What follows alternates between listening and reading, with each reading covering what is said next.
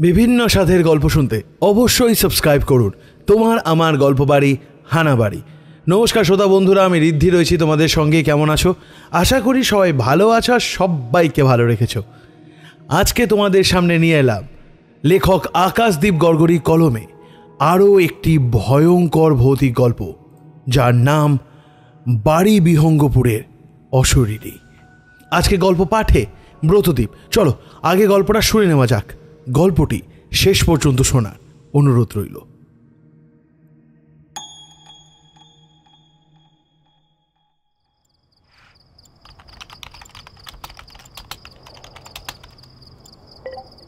সদ্য অফিস প্রজেক্টটা ম্যানেজারকে ইমেলে পাঠিয়ে শরণ্যা এক কাপ গরমা গরম কফি বানাতে রান্নাঘরের দিকে পা বাড়িয়েছে। এমন সময় তার মোবাইল ফোনটা সশব্দে বেজে উঠল। শরণ্যা দেখল বাবা ফোন করেছে। এত রাতে হঠাৎ কি ব্যাপার? বাবা তো অন্যদিন ফোন করে তার খবর নেয় না। বলা ভালো, এই ভদ্র মহিলাকে বিয়ে করে আনার পর সেই যে শরণ্যা তার পরিবারের সঙ্গে ঝামেলা করে আলাদা হয়ে গেল, তারপর থেকে তো বাবার সঙ্গে আর কোনো সম্পর্কই ছিল না তার। তবে কি কোনো বিপদ আপদ হলো? দোনামোনা করতে করতেই ফোনটা কেটে গেল। কিছুক্ষণ পর আবার সেটা বেজে উঠতেই এবার ফোনটা রিসিভ করে কানে লাগিয়ে শরণ্যা জিজ্ঞেস করল, কি হয়েছে? ওপাশ থেকে এক ভদ্রমহিলার চঞ্চল গলা ভেসে এলো। শরণ্যা, আমি সুস্মিতা, তোমার নতুন মা। এত রাতে বাবার ফোন থেকে কল করলাম বলে বিরক্ত হলে? মহিলার গলাটা শুনে রীতিমতো গা জ্বলে গেল শরণ্যার। নতুন মা, সেটা কোনোদিনও সম্ভব নয়। তার নিজের মাকে বড্ড ভালোবাসত শরণ্যা। তিনি মারা যাওয়ার পরপরই যে বাবা আবার নতুন বিয়ে করবে, এটা সে মোটেও আশা করেনি। পরে জানা গেল তার মা রত্না সেন যখন প্যারালাইসিস হয়ে বিছানায় শয্যাশায়ী হয়ে পড়েছিলেন, তখনই তার বাবা অম্বর সেনের সঙ্গে অফিস কলিগ এই সুস্মিতা নামের মহিলাটি একটি অ্যাফেয়ারে জড়িয়ে পড়ে। মায়ের মৃত্যুর পর সেই মহিলাকেই যখন তার বাবা বিয়ে করে বাড়িতে এনে তুললেন, তখন ব্যাপারটা মোটেই সহ্য হয়নি শরণ্যার। মায়ের মৃত্যুর শোকই সে এখনো পুরোপুরি কাটিয়ে উঠতে পারেনি। এই ভদ্রমহিলা যদিও তার সঙ্গে এখনো পর্যন্ত কোনো খারাপ ব্যবহার করেনি, কিন্তু নিজেকে নতুন মা সেজে তার মৃতা মায়ের জায়গায় বসাতে চাইছে বুঝে শরণ্যা কিছুতেই ভদ্রমহিলাকে মেনে নিতে পারেনি। অনেক অশান্তি ঝগড়াঝাটির পর অবশেষে একটা আইটি ফার্মে চাকরি নিয়ে বাড়ি বিহঙ্গপুরের বাড়ি থেকে আলাদা হয়ে এসে ব্যাঙ্গালোরের একটা কমপ্লেক্সে রেন্টে থাকতে শুরু করেছে সে। তারপর থেকেই তার পরিবারের সঙ্গে আর কোনো সম্পর্ক রাখেনি শরণ্যা। প্রথম মাঝে কয়েকবার তার বাবা ফোন করতেন বটে, কিন্তু কথা বলতে শরণ্যার অনীহা বুঝতে পেরে এখন ফোন করাও বন্ধ করে দিয়েছে নম্বরবাবু। সেই বাবার ফোন থেকে হঠাৎ এত রাতেই ভদ্রমহিলা তাকে ফোন করছে, এই ব্যাপারটাই বড্ড গোলমেলে। শরণ্যা ঝাঁঝের সঙ্গে উত্তর দিল, দেখুন সুস্মিতা ম্যাডাম, আমার বাবাকে বিয়ে করেছেন বলে আপনি যে আমার মায়ের জায়গাটাও নিয়ে নেবেন, এই ভুল ধারণাটা কিন্তু আপনি একদম রাখবেন না। আমি আপনাকে নতুন মা বলে মানি না। এবার এসব সেন্টি ছেড়ে কি দরকারে এত রাতে ফোন করেছেন, দয়া করে সেটা বললে আমি বাধিত হই। শরণ্যার উত্তর শুনে যে ফোনের ওপাশে সুস্মিতা মনে ব্যথা পেয়ে একটা দীর্ঘশ্বাস পেলেন, সেটা স্পষ্ট শুনতে পেল সে। সুস্মিতা একটু থেমে থেমে বললেন, দেখো শরণ্যা, তুমি আমার মেয়ের মতো। আমি কোনোদিন তোমাকে আলাদা চোখে দেখিনি। আমাদের তো কোনো সন্তান নেই, তার উপর আমি আবার ডিভোর্সি। এটা জানার পরেও যে অম্বর আমাকে বিয়ে করে স্ত্রীর মর্যাদা দিয়েছে, তার জন্য আমি সারা জীবন কৃতজ্ঞ থাকব। তোমার যে আমাকে ঠিক পছন্দ নয় এটাও জানি, কিন্তু এই কথাটা ঠিক যে আমি তোমার মায়ের জায়গাটা কোনো দিন নিতে পারবো না। যাই হোক, এসব কথা বরং এখন থাক। একটা বিশেষ দরকারে তোমাকে এত রাতে ফোন করলাম। অম্বরই বলল আমাকে কথা বলতে, কারণ বাবা ফোন করলে তুমি তো কথা বলতে চাও না। কি দরকার সেটা বলবেন কি? তুমি কি একবার এখানে আসতে পারবে, যত তাড়াতাড়ি সম্ভব? না, আমি জীবনে কোনোদিন ওই বাড়ি মুখ হব না। যেদিন বাড়ি ছেড়েছি সেদিন বলেই বেরিয়েছি যে এ জীবন থাকতে আমি আর ও বাড়িতে কোনোদিন পা দেব না। এসব নরম নরম কথা বলে যদি ভাবেন আমার ডিসিশন পাল্টাতে পারবেন, তাহলে কিন্তু আপনি ভুল। না শরণ্যা, ভুল আমি না, তুমি আমাকে বুঝছো। তোমাকে এখানে ডাকছি কারণ বাবা মশাই, মানে তোমার ঠাকুরদা একবার তোমাকে দেখতে চাইছেন। উনি মৃত্যুশয্যায়, বারবার তোমার কথা বলছেন। প্লিজ একবার সময় করে তাড়াতাড়ি এসো। ওনার হাতে আর খুব বেশি দিন যে সময় নেই, ডাক্তার ঘোষ এটাই এইমাত্র বলে গেলেন।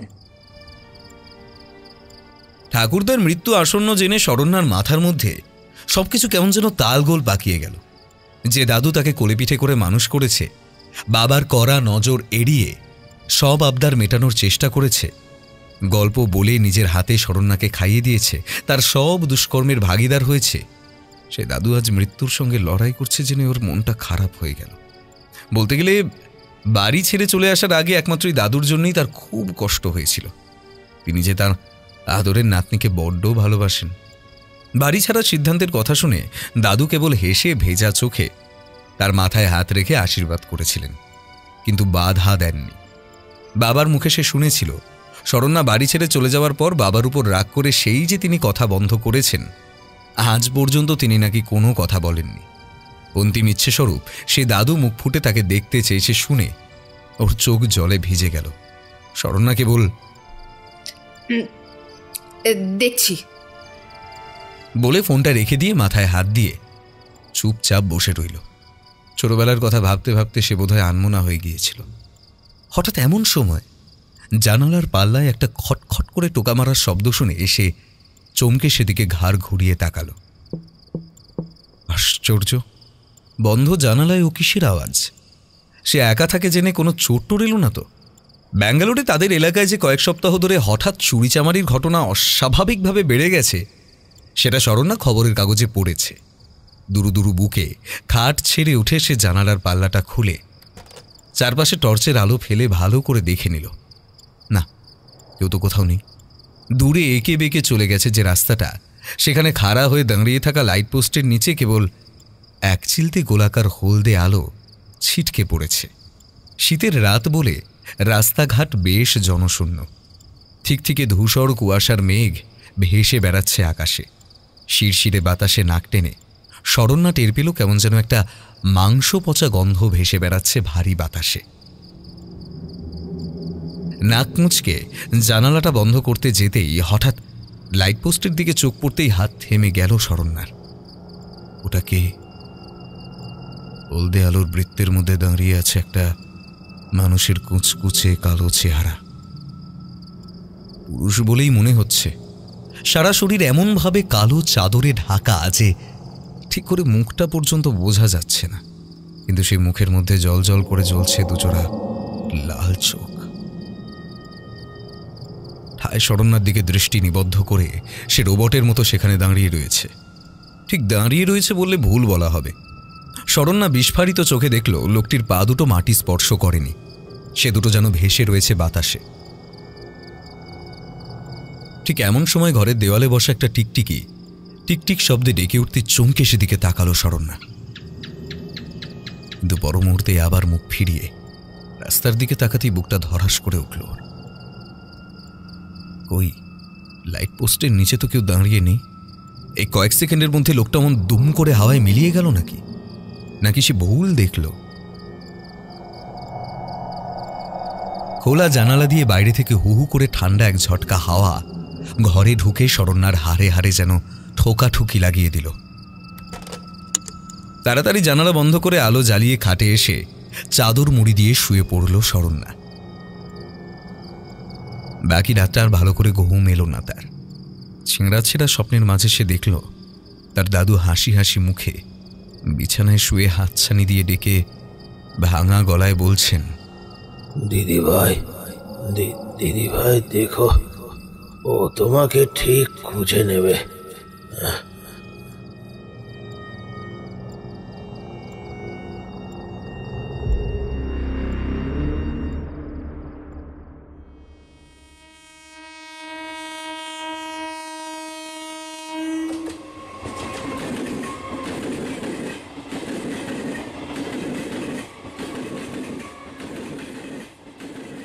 শরণ্যা তার ঠাকুরদার সঙ্গে দেখা করতে বাড়ি বিহঙ্গপুরে ফিরে এলো দিন তিনেক পর। দাদুর অবস্থা ততদিনে আরও খারাপ হয়ে গেছে। ডক্টর ঘোষ বলে দিয়েছেন ভদ্রলোকের হাতে আর খুব বেশিক্ষণ সময় নেই। দাদুর অবস্থা দেখে চমকে উঠল শরণ্যা। চোখ মুখ কোটরে ঢুকে গেছে, গাল ভেঙেছে, শরীরের সব লোম মাথার চুল খসে পড়ে চামড়া কুঁচকে বিভৎস দেখাচ্ছে। হাঁপিয়ে উঠে ক্ষণে ক্ষণে হেঁচকি তুলছেন মৃত্যু পথযাত্রী অখিলেশ সেন। অম্বরবাবুর মাথা নিচু করে ফ্যাকাশে মুখে বসেছিলেন বাবার পায়ের কাছে। দরজার অন্য পাশে দাঁড়িয়ে সুস্মিতা মুখে আঁচল চাপা দিয়ে কাঁদছেন। কেউ কোনো কথা বলছেন না। গোটা ঘরের বাতাস যেন অসম্ভব ভারী হয়ে উঠেছে। শরণ্যা ঘরে ঢুকেই একটা অদ্ভুত ব্যাপার লক্ষ্য করে চমকে উঠল। দেওয়াল ঘড়িতে সময় দেখাচ্ছে বিকেল 4:13। ঠিক এই দৃশ্যটাই পরপর 2 রাত সে স্বপ্নে দেখেছে। এমনকি দাদুর বিছানায় পাতা লাল লাল ফুঁটকি আঁকা চাদরটা পর্যন্ত এক। শরণ্যাকে দেখে অম্বরবাবু এগিয়ে এসে জড়িয়ে ধরতে গেলেন, কিন্তু বাবাকে পাত্তা না দিয়ে দ্রুত পায়ে এগিয়ে গেল সে দাদুর খাটের দিকে। স্বপ্নে দেখেছে সে দাদু ঠিক এখনই তাকে হাতছানি দিয়ে ডাকবে, সে জানে, আর হলোও তাই। দাদুকে হাতছানি দিয়ে ডাকতে দেখে শরণ্যা বিছানার একটা পাশে বসে দাদুর কপালে হাত রাখল। শরীর অসম্ভব কাঁপছে অখিলেশ বাবুর। কাঁপা কাঁপা গলায় তিনি জিজ্ঞেস করলেন, তো তুই এসেছিস দিদি ভাই? হ্যাঁ, তুই এসেছিস? হ্যাঁ দাদু, এসেছি। তোমার কি খুব কষ্ট হচ্ছে দাদু? চিন্তা করিস না, হ্যাঁ চিন্তা করিস না, আর বেশিক্ষণ হবে না। ও কথা কেন বলছো দাদু? দেখো, তুমি ঠিক সুস্থ হয়ে যাবে, আবার আগের মতো হয়ে যাবে। স্মিত হাসলেন অখিলেশবাবু। তারপর কেমন একটা ঘোর লাগা গলায় বললেন, হবে না রে, আমি আর সুস্থ হব না। ডাক্তার তো বলেই দিয়েছেন আর মাত্র কয়েক ঘন্টা। তুই যে আমার কাছে দেখা করতে এসেছিস, বিশ্বাস কর খুব আনন্দ হচ্ছে আমার। তোকে আমার কিছু বলার আছে। শরণ্যা জানে তার দাদু এরপর হাত নেড়ে অম্বরবাবু আর সুস্মিতাকে পাশের ঘরে চলে যেতে বলবেন। স্বপ্নে এমনটাই দেখেছেও। তাই দাদু কিছু বলার আগে সে উঠে দাঁড়িয়ে হাত জোর করে বলল, আমি একটু দাদুর সাথে প্রাইভেটলি কথা বলতে চাই, একলা। পাশের ঘরে গিয়ে অপেক্ষা করলে ভালো হয়। শরণ্যার কঠিন গলা শুনে অম্বরবাবু কেবল একবার অবাক হয়ে মেয়ের মুখের দিকে তাকালেন। অবাক হয়েছেন অখিলেশবাবু নিজেও, কিন্তু মুখে কিচ্ছু বললেন না। সুস্মিতা এগিয়ে এসে চিন্তামগ্ন অম্বরবাবুকে ধরে ধরে নিয়ে পাশের ঘরের দিকে চলে গেলেন। শরণ্যা দরজাটা বন্ধ করে এবার দাদুর কাছে এসে জিজ্ঞেস করল, আমাকে কে খুঁজছে দাদু? তুমি চেনো? প্রচণ্ড চমকে উঠে অখিলেশবাবু বললেন, মানে তুই কি করে জানলি? জেনেছি, কিন্তু জানি না আমাকে কে খুঁজছে। কিছুক্ষণ চুপ করে ছাদের দিকে চেয়ে রইলেন অখিলেশবাবু। তার চোখের কোণ বেয়ে গড়িয়ে পড়তে লাগলো অশ্রুধারা। দেখে মনে হয় মৃত্যুর আগে যেন বিড়বিড় করে সারা জীবনের পাপ পুণ্যের হিসেব মেলাচ্ছেন তিনি। তারপর ঘোলাটে চোখে শরণ্যার দিকে তাকিয়ে থেমে থেমে বললেন, দিদি ভাই, আমার শেষ সময় উপস্থিত হয়েছে। এই সময় তোকে সব সত্যি কথা না বলে গেলে আমি মরেও শান্তি পাবো না। কিন্তু তুই কি আমার কথা বিশ্বাস করবি? হ্যাঁ, কেন করব না? তুমি বলে যাও, আমি শুনছি। দাদুর মুখের কাছে আরো কিছুটা ঝুঁকে এলো শরণ্যা। দিদি ভাই, তুই কি ভূতে বিশ্বাস করিস? হ্যাঁ।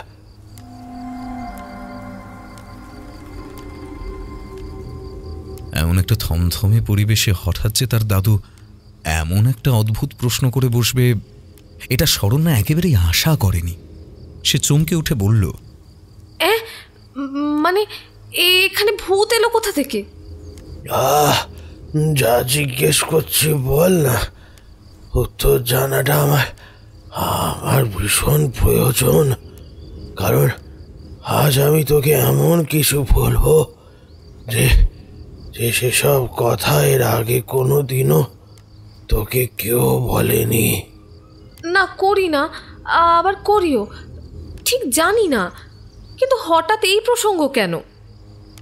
সেদিন রাতে জানালা দিয়ে লাইট পোস্টের নিচে যে ছায়া মানুষের অস্তিত্ব সে প্রত্যক্ষ করেছিল, সে কথা মনে করে সে যে ভূতে বিশ্বাস করে না, এই কথা আর জোর দিয়ে বলতে পারল না শরণ্যা। এরপর তার ঠাকুরদা অখিলেশ সেন কাশতে কাশতে যেসব কথা শোনালেন, সেসব শুনে গোটা পৃথিবীটা যেন শরণ্যার চোখের সামনে বাঁই বাঁই করে ঘুরতে লাগল।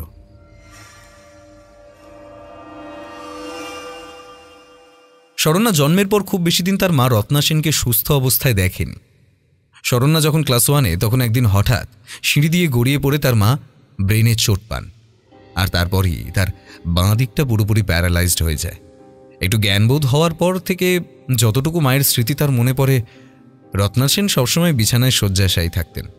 অম্বরবাবু আফিম, অফিস আর ডিভোর্সি সুস্মিতার সঙ্গে তার নতুন অ্যাফেয়ার নিয়েই ব্যস্ত থাকতেন। তারপর একদিন হঠাৎ করেই তার মা চিরকালের মতো চোখ বুঝলেন। তাই ছোট্ট শরণ্যাকে মানুষ করার দায়িত্ব একা হাতে সামলেছেন অখিলেশবাবু। কোনোদিন মা বাবার অভাব বোধ হতে দেননি। কিন্তু এত বছর তিনি একটা ঘটনা তার নাতনির কাছে গোপন রেখেছিলেন। আজ সেসব কথাই ধীরে ধীরে খুলে বলতে শুরু করলেন অখিলেশবাবু। রত্না সেন যখন নতুন বউ হয়ে অম্বরবাবুর হাত ধরে এই বাড়িতে পা রেখেছিলেন, তখন উনি জানতেও পারেননি যে শ্বশুর বাড়িতে ওর জন্য কি দুর্ভাগ্য অপেক্ষা করে রয়েছে। গায়ের রং কালো ছিল বলে ছেলের বউকে ঝুমা দেবী মানে রত্না সেনের শাশুড়ি কোনোদিনই ভালো চোখে মেনে নেননি। সংসারের দায়িত্ব নিতে না নিতেই তিনি নববধূর উপর শুরু করে দিলেন অকথ্য অত্যাচার। বাবার কাছে শরণ্যা শুনেছিল তার ঠাকুরমা নাকি খুব জাঁদরেল মহিলা ছিলেন। খোদ ঠাকুরদা পর্যন্ত ভয়ে স্ত্রীর ফুটন্ত মেজাজকে সমঝে চলতেন। পান থেকে চুন খসলেই তিনি খোঁটার অপমান বানে জর্জরিত করে দিতেন বৌমাকে। শাশুড়ি বৌমার এই রেশারেশি যেন দিন দিন বেড়েই চলল। রত্না সেন অবশ্য প্রথম দিকে মুখ বুজে সব মেনে নিলেও পরে আর অত্যাচার সহ্য করতে পারেননি। একদিন রাগের মাথায় ঘটে গেল একটা অ্যাক্সিডেন্ট। বাড়িতে সেদিন দুজন ছাড়া আর কেউ ছিল না। ঝগড়ার সময় তর্কের খাতিরে ভুলবশতেই তার শাশুড়ি মাকে একটু ঠেলে দিয়েছিলেন রত্না সেন। কিন্তু ঝুমা দেবী কীভাবে যেন সেই ঠেলা খেয়ে পায়ে পা জড়িয়ে এত জোরে আছড়ে পড়লেন মাটিতে যে মাথাটা দেওয়ালে ঠুকে ফেটে গিয়ে গল গল করে রক্ত বেরোতে শুরু করল। সেই যে তিনি পড়লেন আর উঠলেন না। শাশুড়ি যে ইহলোক ত্যাগ করেছেন এটা বুঝতে পেরেই ভয়ে হাত পা ঠান্ডা হয়ে গেল রত্না সেনের। কেউ কিছু বুঝে ওঠার আগেই বাড়ি ছেড়ে চম্পট দিলেন তিনি। কোথায় যে গা ঢাকা দিলেন আর কোনো খোঁজ পাওয়া গেল না। অখিলেশবাবু বলতে লাগলেন, দিদি ভাই, আমাদের অনুপস্থিতিতে বাড়িটা যে কি বীভৎস কাণ্ড ঘটে গেছে সেটা সেদিন রাতে অম্বরকে নিয়ে বাড়ি ফিরে ঝুমার মৃতদেহটা দেখে আর বুঝতে বাকি রইল না। এরপর তোমার মাকেও যখন কোথাও খুঁজে পাওয়া গেল না, তখন আমাদের সবার মনে এই ধারণাই বদ্ধমূল হলো যে শাশুড়ি মাকে খুন করে নতুন বৌমা পালিয়েছে। অম্বর ক্রোধে উন্মত্ত হয়ে পুলিশে যেতে চেয়েছিল, কিন্তু আমি তাকে বাধা দিলাম। হাজার হোক, এলাকায় সেন বাড়ির একটা মান সম্মান তো আছে। সেখানে ওই বিশ্রী হত্যাকাণ্ড ঘটে গেছে শুনলে চারদিকে ঢিঁঢি পড়ে যাবে। অগত্যা আমি তোমার মা রত্না সেনকে খুঁজে বার করার জন্য একটা অন্য উপায় স্থির করলাম। কি উপায় দাদু? সেই সময় বাড়ি বিহঙ্গপুর ছিল ধারে গ্রামের সীমান্তে পিঙ্গল বাবা নামে এক বিশাল সিদ্ধ তান্ত্রিক এসে ঘর বেঁধেছিলেন। বিরাট দোধরা চেহারা, ঘোর কৃষ্ণবর্ণ, মাথায় পাহাড় প্রমাণ জটা, আর তলপেট পর্যন্ত নেমে যাওয়া বটের ঝুড়ির মতো দাঁড়ি। চোখ দুটো গাঁজার নেশায় সারাক্ষণ জবা ফুলের মতো টকটকে লাল হয়ে থাকে। যেমন তার রূপ তেমনি তার ভয়ঙ্কর তেজ। শ্মশান ঘাটের পাশে নদীতে ভেসে আসা মৃতদেহের ওপর বসে তিনি সব সাধনা করতেন। গ্রামের সকলে তাকে দেখে ভয় পেত। সহজে কেউ তার ডেরায় যেতেন না। বাতাসে খবর উড়ে বেড়াতো তিনি নাকি ত্রিকালজ্ঞ পণ্ডিত। ভূত প্রেত দানব মানব সকলে নিজের ইশারায় নাকি তিনি নাচাতে পারতেন। আমার আবার এই মন্ত্রতন্ত্রের ঘোর বিশ্বাস, সে তো তুমি জানো। আমি একদিন অম্বরকে সঙ্গে নিয়ে হাজির হলাম শ্মশান সীমান্তের পিঙ্গল বাবার ডেরায়। তারপর কি হলো দাদু? পিঙ্গল বাবা তখন গভীর ধ্যান সাধনা করছেন, কিন্তু তার মন বড় অশান্ত হয়ে পড়েছিল। তার কারণ হলো এই সাধনা শেষ করে পরবর্তী যে সাধনায় তিনি বসবেন তার জন্য প্রয়োজন 25 থেকে 27 বছরের মধ্যে কোনো এক যুবকের মৃতদেহ। তবে শুধু মৃতদেহ হলেই হবে না, যুবকের মাথা আর দেহ আলাদা আলাদা করে সাধনার কাজে ব্যবহার করা হবে। কিন্তু পিঙ্গল বাবার ডেরায় কেউ ঘেঁষে না। উপরন্তু তাকে আসতে দেখলে ভয়ে মৃতদেহের বাড়ির লোকেরা পর্যন্ত মরা পোড়ানোর কাজ অসমাপ্ত রেখেই পালিয়ে যেত। এমতো অবস্থায় এমন এক যুবকের মৃতদেহ জোগাড় করা বড় দুঃসাধ্য ব্যাপার। খুন খারাপি করতে গেলে পুলিশের হাতে ধরা পড়ে যাওয়ার বিপদ আছে। এরকম হলে তার সাধনা অসম্পূর্ণ থেকে যাবে। এমন সময় যখন আমরা তার ডেরায় উপস্থিত হলাম, তখন পিঙ্গল বাবা সবে তার সাধনা শেষ করে কলকেতে তামাক ভরে টানার জন্য তৈরি হচ্ছিলেন। তারপর কি হলো দাদু? দিদিভাই, আমি পিঙ্গল বাবাকে সব কথা বলে শেষে হাত জোর করে অনুরোধ করলাম যেভাবেই হোক তিনি যেন পলাতক রত্না সেনের সন্ধান বলে দেন। তিনি তো ত্রিকালজ্ঞ, তাঁর অজানা কিছুই নয়। পিঙ্গল বাবা আমার অসহায়তার কারণ বুঝতে পেরে মনে মনে হাসলেন। তারপর জলদ গম্ভীর স্বরে বললেন, বৎস, পলাতককার খবর জানতে গেলে আমাকে যোগ্য করতে হবে। সে এখন কোথায় লুকিয়ে আছে সব আমি বলে দেব, কিন্তু পরিবর্তে আমার একটা শর্ত আছে। কি শর্ত বাবা? আদেশ করুন, আমি সব পালন করব। বৎস অখিলেশ, আমি জানি গোটা গ্রামে তোমার বেশ নাম ডাক আর প্রতিপত্তি আছে। সফল ব্যবসাদার হিসেবে তোমার অর্থবল আর লোকজন কোনো অংশে কম নয়। আমি চাই তোমার পুত্রবধূর বর্তমান ঠিকানা বলে দেওয়ার পরিবর্তে তুমি আমার একটা যুবক জোগাড় করে দাও। মরা বা জ্যান্ত হলেও অসুবিধা নেই, বাকি কাজ আমি নিজেই করে নেব। সাধনায় সিদ্ধি লাভ করতে তাহলে আমার আর কোনো বাধা থাকবে না। আমি হয়ে উঠব সর্বশক্তিমান। এই বলে তিনি সব সাধনার জন্য ঠিক কেমন মৃতদেহ খুঁজছেন সে কথা আমাকে খুলে বলেন। সব কথা শুনে আমি বিস্ময়ে হতবাক হয়ে গেলাম। এমন যুবক কোথায় পাবো যে সাধনার জন্য নিজে প্রাণ ত্যাগ পর্যন্ত করতে রাজি হবে?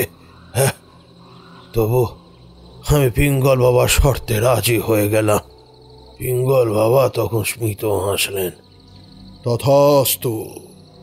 এই বলে তিনি তার বিচিত্র তান্ত্রিক যজ্ঞ শুরু করলেন। যজ্ঞ শেষ করে তিনি জানালেন, গ্রামের সীমান্তে যে জঙ্গল শুরু হয়েছে তার শেষে যে গ্রাম আছে, সেই গ্রামেই এক পুরুষের সাথে তোমার মা রত্না সেন তখন জঙ্গলের ভিতরে একটা ভাঙা আর পুরো জমিদার বাড়িতে লুকিয়ে জীবনযাপন করছেন। একটা কাগজে পোড়া কাঠ কয়লা দিয়ে একটা ছবিও এঁকে পথ নির্দেশটা বলে দিলেন তিনি। খবরটা শুনে আমার আর অম্বরের মনে প্রতিহিংসার আগুন জ্বলে উঠল। তখন বয়স কম ছিল, শরীরের রক্ত গরম ছিল। আমি তখন কাঠের ব্যবসার কোনো ঝামেলা হলে সামাল দেওয়ার জন্য গোটা 4-5 গুন্ডা পুষে রেখেছিলাম। তাদেরকেই সেই গোপন ঠিকানা বলে রত্নার খোঁজে পাঠালাম। সে কি দাদু, তুমি আমার মায়ের সাথে এই কাজ করতে পারলে? দিদিভাই তখন আমার মাথা ঠিক ছিল না। ঝুমার হত্যাকারীকে উপযুক্ত শাস্তি দেবার জন্য তখন আমার মাথায় ভূত চেপেছে। যাই হোক, এদিকে সেদিন রাতে নাকি জঙ্গলের মধ্যে দিয়ে ঊর্ধ্বশ্বাসে ছুটে পালানোর সময় রত্না এক হিংস্র নরখাদক বাঘের মুখে পড়ে, কিন্তু ভাগ্যবশত তার প্রাণ বেঁচে যায়। সে রাতে পাশের গ্রামে নীলকান্তপুরের এক যুবক নাম দৈপায়ন দত্ত নরখাদকটির সন্ধানে জঙ্গলে ঘুরে বেড়াচ্ছিল। তাদের বন্ধুর মধ্যে দৈপায়ন ছিল দক্ষ নিশানাবাজ। গত কয়েক মাসে বাঘের আক্রমণে তাদের গ্রামে অনেকেই প্রাণ হারিয়েছে। তাই গ্রামবাসীদের বাঁচাতে বন্ধুদের নিষেধ অগ্রাহ্য করে সেই বাঘকে শিকার করতে একা একাই জঙ্গলের পথে এসেছিল। আক্রমণরত বাঘের সামনে এক অসহায় সুন্দরী রমণীকে দেখে মুহূর্তে সে গুলি চালিয়ে দিল। অব্যর্থ নিশানা। বাঘের মৃতদেহের সামনে থেকে যখন সে রত্নাকে উদ্ধার করল তখন সে জ্ঞান হারিয়েছে। জঙ্গলের মধ্যে ওই ভাঙা পুরো জমিদার বাড়িকে সবাই বলতো ভূতুরে বাড়ি। কেউ ভয়ে সেদিকে পা বাড়াতো না। দৈপায়ন বৌমাকে নিয়ে গেল সেখানে। তারপর দিন রাত সেবা শুশ্রূষা করে তাকে সুস্থ করে তুলল। জ্ঞান ফিরলে বৌমা তাকে মনের কথা সব খুলে বলল। রত্না সুন্দরী ও বুদ্ধিমতী মেয়ে ছিল। শ্বশুর বাড়িতে ওর অত্যাচারের কথা শুনে মনে মনে খুব দুঃখ পেল দৈপায়ন। বড্ড মায়া হলো তার। ধীরে ধীরে তারও রত্নাকে বেশ পছন্দ হতে শুরু করেছিল। দৈপায়ন তার প্রাণ বাঁচিয়েছিল, খারাপ সময় পাশে থেকেছে। সারা জীবন অবহেলা পাওয়া বৌমার কাছে এই ব্যবহার ছিল অপ্রত্যাশিত। ভালোবাসার এক চোরা স্রোতে ভেসে সেও দৈপায়নের প্রতি দুর্বল হয়ে পড়তে লাগলো। দৈপায়ন আর গ্রামে ফিরল না। ঘর পরিষ্কার করে বনের পশু শিকার করে সেও বৌমার সাথে জঙ্গলবাস শুরু করলো। ধীরে ধীরে তারা প্রিয় বন্ধুর থেকেও বেশি ঘনিষ্ঠ হয়ে পড়ল। ভাই, তুমি তো এখন যথেষ্ট বড় হয়েছ, কিছুই তার তোমার অজানা নেই। আমার হাতে সময় বড় কম, তাই সব কথা তোমাকে খুলে বলছি। সেদিন রাতে আমি তার গুন্ডার দলকে পাঠিয়েছিলাম রত্নার খোঁজে। সেদিন সন্ধ্যেতেই রত্নাকে ঘনিষ্ঠ বন্ধনে আলিঙ্গন করে মিলন সুখ অনুভব করছিল দৈপায়ন। ঠিক ঠিক এমন সময় সেই ষণ্ডার চেহারার গুন্ডার দল হাজির হলো সেখানে। অতর্কিত আক্রমণে তারা কাবু করে ফেলল দৈপায়নকে। তারপর দুজনকেই মেরে অজ্ঞান করে বন্দি করে নিয়ে এলো আমার কাছে। আমি বৌমাকে দেখে গম্ভীর হয়ে গেলাম। সমস্ত রাগ গিয়ে পড়ল দৈপায়নের উপর। তার সাথে কথা বলতে বলতে জানতে পারলাম সুপুরুষ দৈপায়ন এখন বছর 26-এর এক যুবক। আমার মাথায় একটা কুবুদ্ধি খেলে গেল। পরে তিনি তাকে নিয়ে হাজির হলাম পিঙ্গল বাবার ডেরায়।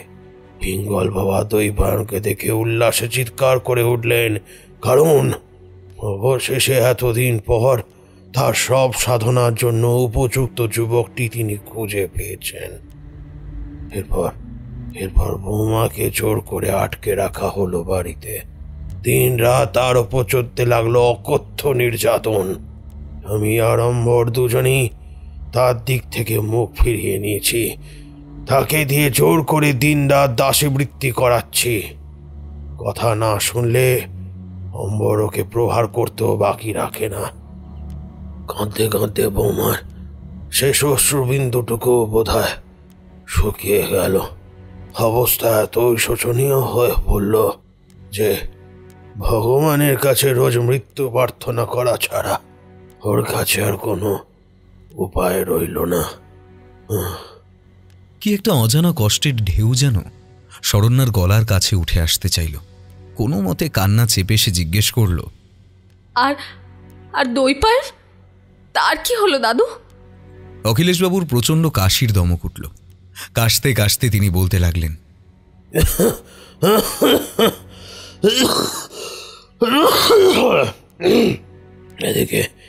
এদিকে পিঙ্গল বাবার ডেরায় ঘটল আর এক কাণ্ড। দৈপায়নকে কালী মূর্তির সামনে নরবলি দিয়ে পিঙ্গল বাবা তার ভয়ঙ্কর সব সাধনা শুরু করলেন, কিন্তু সেই সাধনা অসম্পূর্ণই রয়ে গেল। দৈপায়নকে ধরে নিয়ে গিয়ে পিঙ্গল বাবা যে নরবলি দিয়েছেন একথা পাশের গ্রামে তার শিকারী বন্ধুদের কানেও গিয়ে পৌঁছালো। রাগে উন্মত্ত হয়ে তারা দল বেঁধে এসে ঘেরাও করল পিঙ্গল বাবার ডেরা। তিনি তখন মাথা কাটা দই পানের শরীরের ওপর বসে সব সাধনায় মগ্ন। একটি লোক তখন তাকে এই অবস্থায় গুলি করল। তারপর তারা সেই স্থান ছেড়ে পালিয়ে গেল। এদিকে পিঙ্গল বাবার এই অবস্থা শুনে আমি ছুটে গেলাম বাড়ি বিহঙ্গপুরের শ্মশান ঘাটে। চোখের সামনে রক্তের নদীতে ভেসে যাচ্ছে পিঙ্গল বাবার মৃতপ্রায় শরীরটা।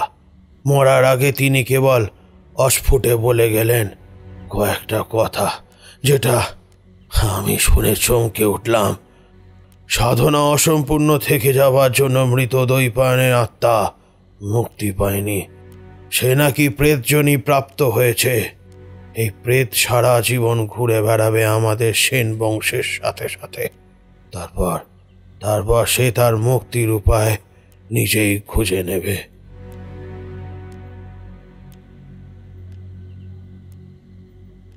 বাথরুমে দাঁড়িয়ে মুখ চেপে নিঃশব্দে কাঁদছে শরণ্যা। প্রচণ্ড এক কষ্টের ঢেউ যেন তার মনের ভেতরটা উথাল পাথাল করে দিচ্ছে। এতদিন ধরে সে যা জানত তাহলে সব মিথ্যে। অম্বর সেন ওর নিজের বাবা নয়। আজ ঠাকুরদার মুখে তার জন্মের পেছনেরই কাহিনী শুনে বিস্ময়ে রীতিমতো স্তম্ভিত হয়ে গিয়েছিল সে। তার মাথার ভেতরে সবকিছু কেমন যেন তালগোল পাকিয়ে যাচ্ছে। অখিলেশবাবুর কথা অনুযায়ী অম্বর সেনের এমন একটা জটিল যৌন রোগ আছে যার জন্য কোনো দিনই সে বাবা হতে পারত না। অনেক বড় বড় ডাক্তার দেখানো হয়েছে, কিন্তু কোনো ফল হয়নি। অম্বরবাবুর এই গোপন রোগ সারানো যায়নি। পুরুষত্বের অহংবোধে অম্বরবাবুও কোনোদিন স্ত্রীর কাছে সেই ব্যাপারে মুখ খোলেননি।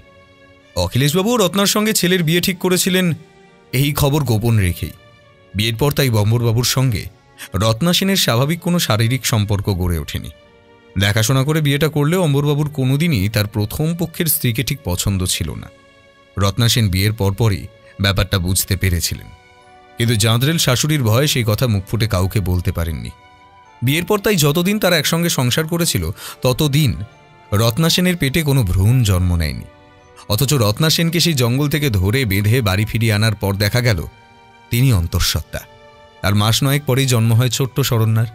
অখিলেশবাবু সব বুঝতে পেরেছিলেন। তিনি জানতেন এই সন্তান তাঁর ছেলের অম্বরের নয়। সেই সন্তান সেই দৈপায়ন নামের নীলকান্তপুরের ভবঘুরে ছেলেটির। প্রথমে তিনি ঠিক করেছিলেন বাচ্চাটাকে মেরে ফেলবেন, কিন্তু যতবারই অখিলেশবাবু রত্না সেনের পেটের বাচ্চাটার ক্ষতি করার চেষ্টা করেছেন ততবারই কোনো এক অলৌকিক উপায়ে যেন তাঁর সেই সমস্ত অভিসন্ধি ভেস্তে গেছে। শরণ্যার জন্মের পর অবশ্য অখিলেশবাবু মনে একটা বিরাট পরিবর্তন এলো। বৌমার প্রতি যতই বিষ দৃষ্টি ছুড়ুন না কেন, ছোট্ট মেয়েটির ঠোঁটের কোণে হাসি দেখলেই তার মনের ভেতরটা যেন অদ্ভুত রকম শান্ত হয়ে যেত।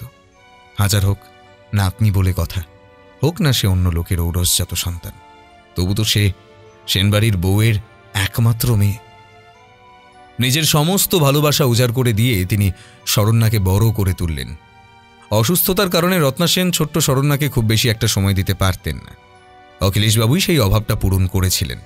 ধীরে ধীরে তিনি হয়ে উঠেছিলেন ছোট্ট শরণ্যার প্রিয় খেলার সঙ্গী। কত রকমের গল্প তিনি নাতনিকে আদর করে শোনাতেন, কিন্তু সে যে অম্বর সেনের মেয়ে নয় এই কথাটা তাকে কখনো জানতে দেওয়া হয়নি। দিদি ভাই, পিঙ্গল বাবার মৃত্যুর পর আমাদের সেন বাড়িতে শুরু হলো নানান ভৌতিক উপদ্রব।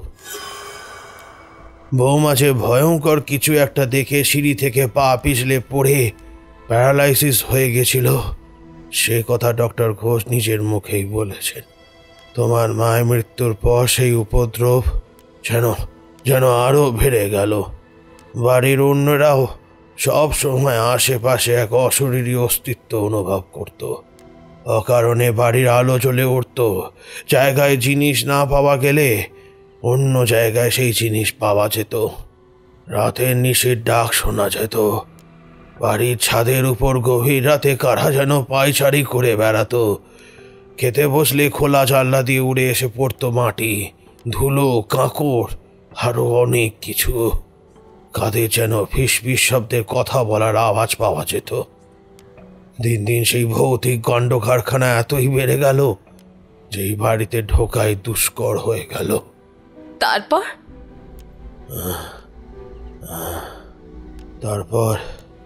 তারপর আমার তখন যথেষ্ট বয়স হয়েছে।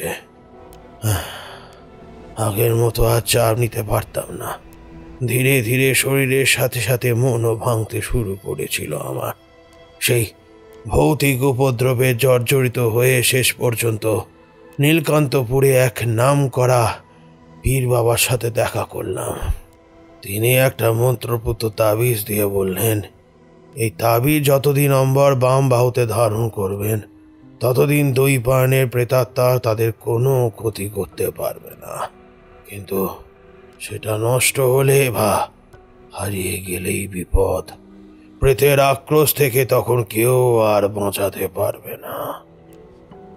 এতদিন সেই তাবিজ অম্বর ধারণ করে রেখেছিল, কিন্তু দুর্ভাগ্যবশত কয়েক সপ্তাহ আগে নদীতে স্নান করতে গিয়ে সে তাবিজটা হারিয়ে ফেলেছে। আর তারপরে হঠাৎ আমি অসুস্থ হয়ে পড়লাম।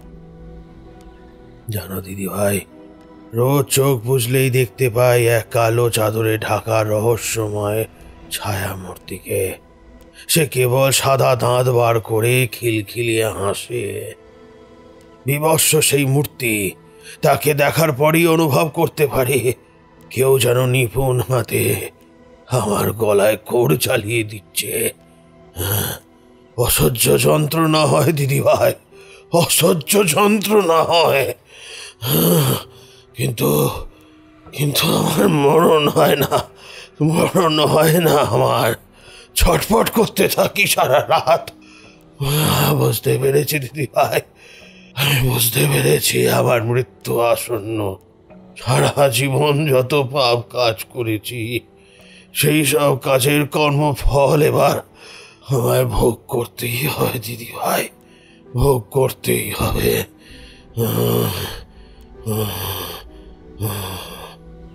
এতক্ষণ ধরে একটানা কথা বলতে বলতে অখিলেশবাবু বোধহয় ক্লান্ত হয়ে পড়ছিলেন।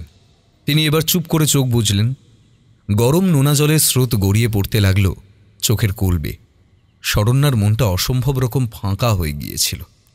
যে দাদুকে সেই পৃথিবীতে সবথেকে বেশি ভালোবাসত, সে দাদু যে বয়সকালে তার মায়ের প্রতি এমন একটা জঘন্য অপরাধ করেছিল, সে কথা ভাবলেই প্রচণ্ড রাগে তার শরীরের রক্ত ফুটে উঠছিল।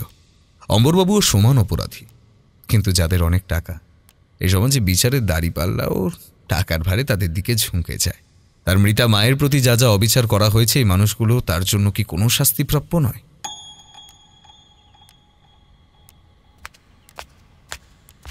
পায়ের আওয়াজ পেয়ে শরণ্যা চমকে ঘাড় ঘুরিয়ে তাকাল। সুস্মিতা দেবী বৃদ্ধ অখিলেশবাবুকে ওষুধ খাওয়াতে এসেছেন। সেই সুযোগে বাথরুমে ঢুকে ছিটকিনি আটকে ফুঁপিয়ে ফুঁপিয়ে কাঁদতে লাগলো শরণ্যা।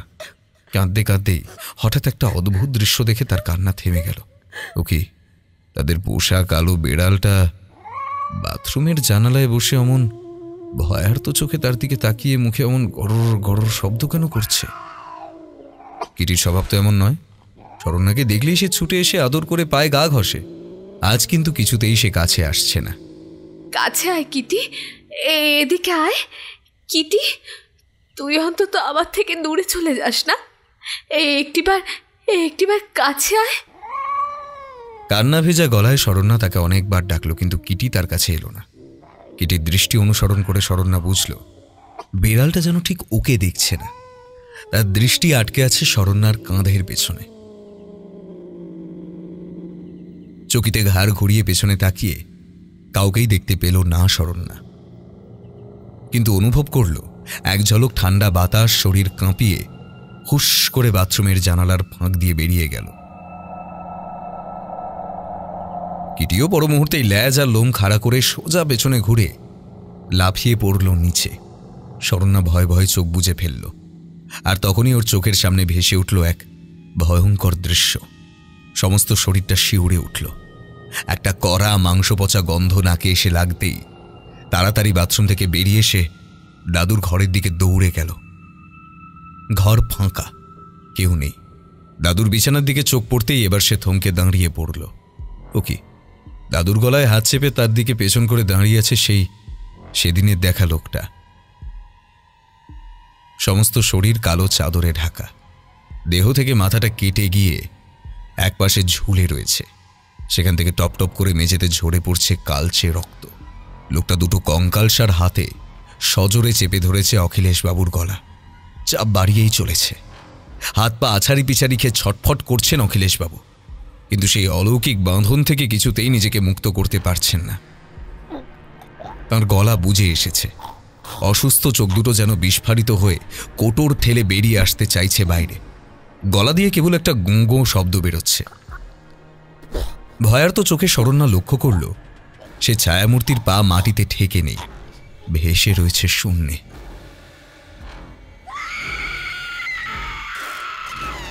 শরণ্যার চিৎকারে পাশের ঘর থেকে ছুটে এলেন অম্বরবাবু।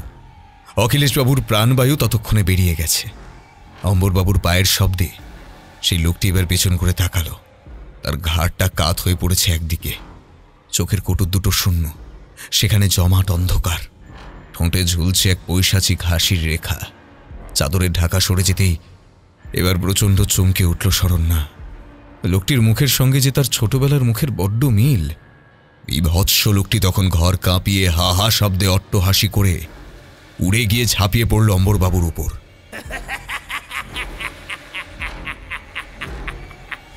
টাল সামলাতে না পেরে তিনি পড়ে গেলেন মাটিতে। লোকটি তার সাঁড়াশির মতো কঙ্কালসার হাত বাড়িয়ে অম্বরবাবুর গলা টিপে ধরল। শরণ্যার চোখের সামনেই শুরু হলো পিশাচে মানুষে এক ভয়ঙ্কর ধস্তাধস্তি। সুস্মিতা আওয়াজ পেয়ে ছুটে এসে সেই দৃশ্য দেখে চিৎকার করে অজ্ঞান হয়ে মাটিতে লুটিয়ে পড়লেন। পিশাচরূপী ছায়ামূর্তিটি তখন তীক্ষ্ণ দাঁত বসিয়ে তুলে এনেছে অম্বরবাবুর গালের মাংস। চারিদিকে রক্ত ছিটিয়ে পড়ল। প্রচণ্ড চিৎকার করে উঠলেন অম্বরবাবু। শরণ্যা আর দাঁড়িয়ে থাকতে পারল না। এইভাবে এই পিশাচ তার চোখের সামনে মানুষ খুন করবে, এটা সে আর সহ্য করতে পারছিল না। দাদুর মৃত্যুর সময়ও সে চুপচাপ পাথরের মূর্তির মতো দাঁড়িয়েছিল, কারণ সে বুঝতে পেরেছিল এটা তাঁর অপকর্মের ফল। তার যে পিশাচের হাতে মৃত্যু হবে সেটার ঝলক বাথরুমে দাঁড়িয়েই শরণ্যা চোখের সামনে ভেসে উঠতে দেখেছে কিছুক্ষণ আগেই। এটাই অখিলেশবাবুর নিয়তি। অম্বর সেনও যে অখিলেশবাবুর মতন সমান দোষী এটা বুঝতে পেরেছিল শরণ্যা। কিন্তু হঠাৎ যে কি হলো, অম্বরবাবুর করুণ অবস্থা দেখে শরণ্যার খুব মায়াই লাগলো। এই পিশাচকে এখনই না থামালে এরপর সে সুস্মিতার মতো একজন নির্দোষ মানুষকেও আক্রমণ করে মেরে ফেলবে। শরণ্যা দ্রুত পায়ে এগিয়ে এসে পিশাচরূপী মূর্তির পেছনে দাঁড়ালো। তারপর ভারী গলায় ডাকল, বাবা। পিশাচ চমকে ঘুরে তাকালো শরণ্যার দিকে। সে লক্ষ্য করল বাবা ডাকটা শুনে ছায়ামূর্তির মুখের ভাব যেন দ্রুত বদলে গেল। কয়েক মুহূর্তের জন্য হিংস্রতা মুছে গিয়ে সেখানে ফুটে উঠল স্নেহ মেশানো এক করুণ দৃষ্টি। হাত বাড়িয়ে তার কাঁধ স্পর্শ করে শরণ্যা আদেশের সুরে বলল, ওদের ছেড়ে দাও বাবা, যে অপরাধ করেছিল সে শাস্তি পেয়েছে, দোহাই তোমার, ছেড়ে দাও বাবা ওদের। প্রচণ্ড এক হিমশীতল স্পর্শে শরণ্যার বুকের ভেতরটা কেঁপে উঠল একবার। চোখের পলক ফেলতে না ফেলতেই সে দেখল তার ছোঁয়া পেয়ে সেই ছায়ামূর্তি যেন চোখের সামনে থেকে স্রেফ কর্পূরের মতো হাওয়ায় মিলিয়ে ভ্যানিশ হয়ে গেল। শরণ্যা খেয়াল করল বাতাসে সেই মাংস পচা গন্ধ মিলিয়ে গিয়ে ধীরে ধীরে ছড়িয়ে পড়ছে জুঁই ফুলের গন্ধের মতো অপূর্ব এক সুবাস। আহত আর অচৈতন্য অম্বরবাবুর শরীরটার দিকে তাকিয়ে একটা দীর্ঘশ্বাস ফেলল শরণ্যা। পিঙ্গল বাবা তাহলে ভুল কিছু বলেননি। তার আসল বাবা দৈপায়ন দত্তের পিশাচ নিজেই নিজের মুক্তির উপায় খুঁজে নিয়েছে। এত বছর অতৃপ্তি নিয়ে ঘুরে বেড়ানোর পর নিজের মেয়ের হাতের স্পর্শের মতো মুক্তির পবিত্র উপায় আর কী বা হতে পারে।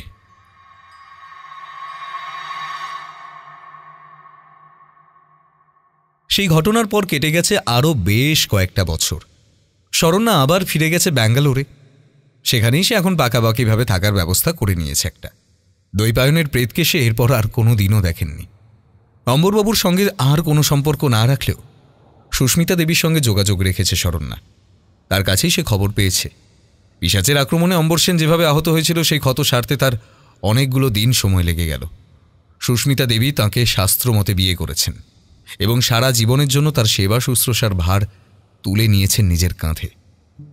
যাই হোক, শরণ্যা যখন এখন ব্যাঙ্গালোরেই থাকতে চলে গেছে তখন আর তার পেছনে খুব একটা বেশি সময় নষ্ট না করে আমরা বরং ফিরে আসি বাড়ি বিহঙ্গপুরে। কারণ এদিকে আর এক অদ্ভুত কাণ্ড ঘটেছে। বাড়ি বিহঙ্গপুর এখন একটা ছোটখাটো মফস্বল এরিয়ায় পরিণত হয়েছে। আগে জায়গাটা ধুধু গ্রাম ছিল, চারিদিক জঙ্গলে ঘেরা ছিল। মাঝে মাঝে রাতের বেলায় সেসব জঙ্গল থেকে ভেসে আসত শেয়ালের ডাক।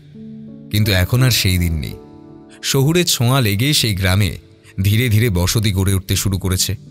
তবে জলের যোগান, দোকান বাজার, শিক্ষা ব্যবস্থা, সুস্বাস্থ্য পরিষেবা বা যাতায়াতের জন্য সড়ক ব্যবস্থার উন্নতি হলেও ইলেকট্রিসিটি নিয়ে সমস্যা এখানে এখনও চিরন্তন। ঝামেলা হয়েই রয়েছে।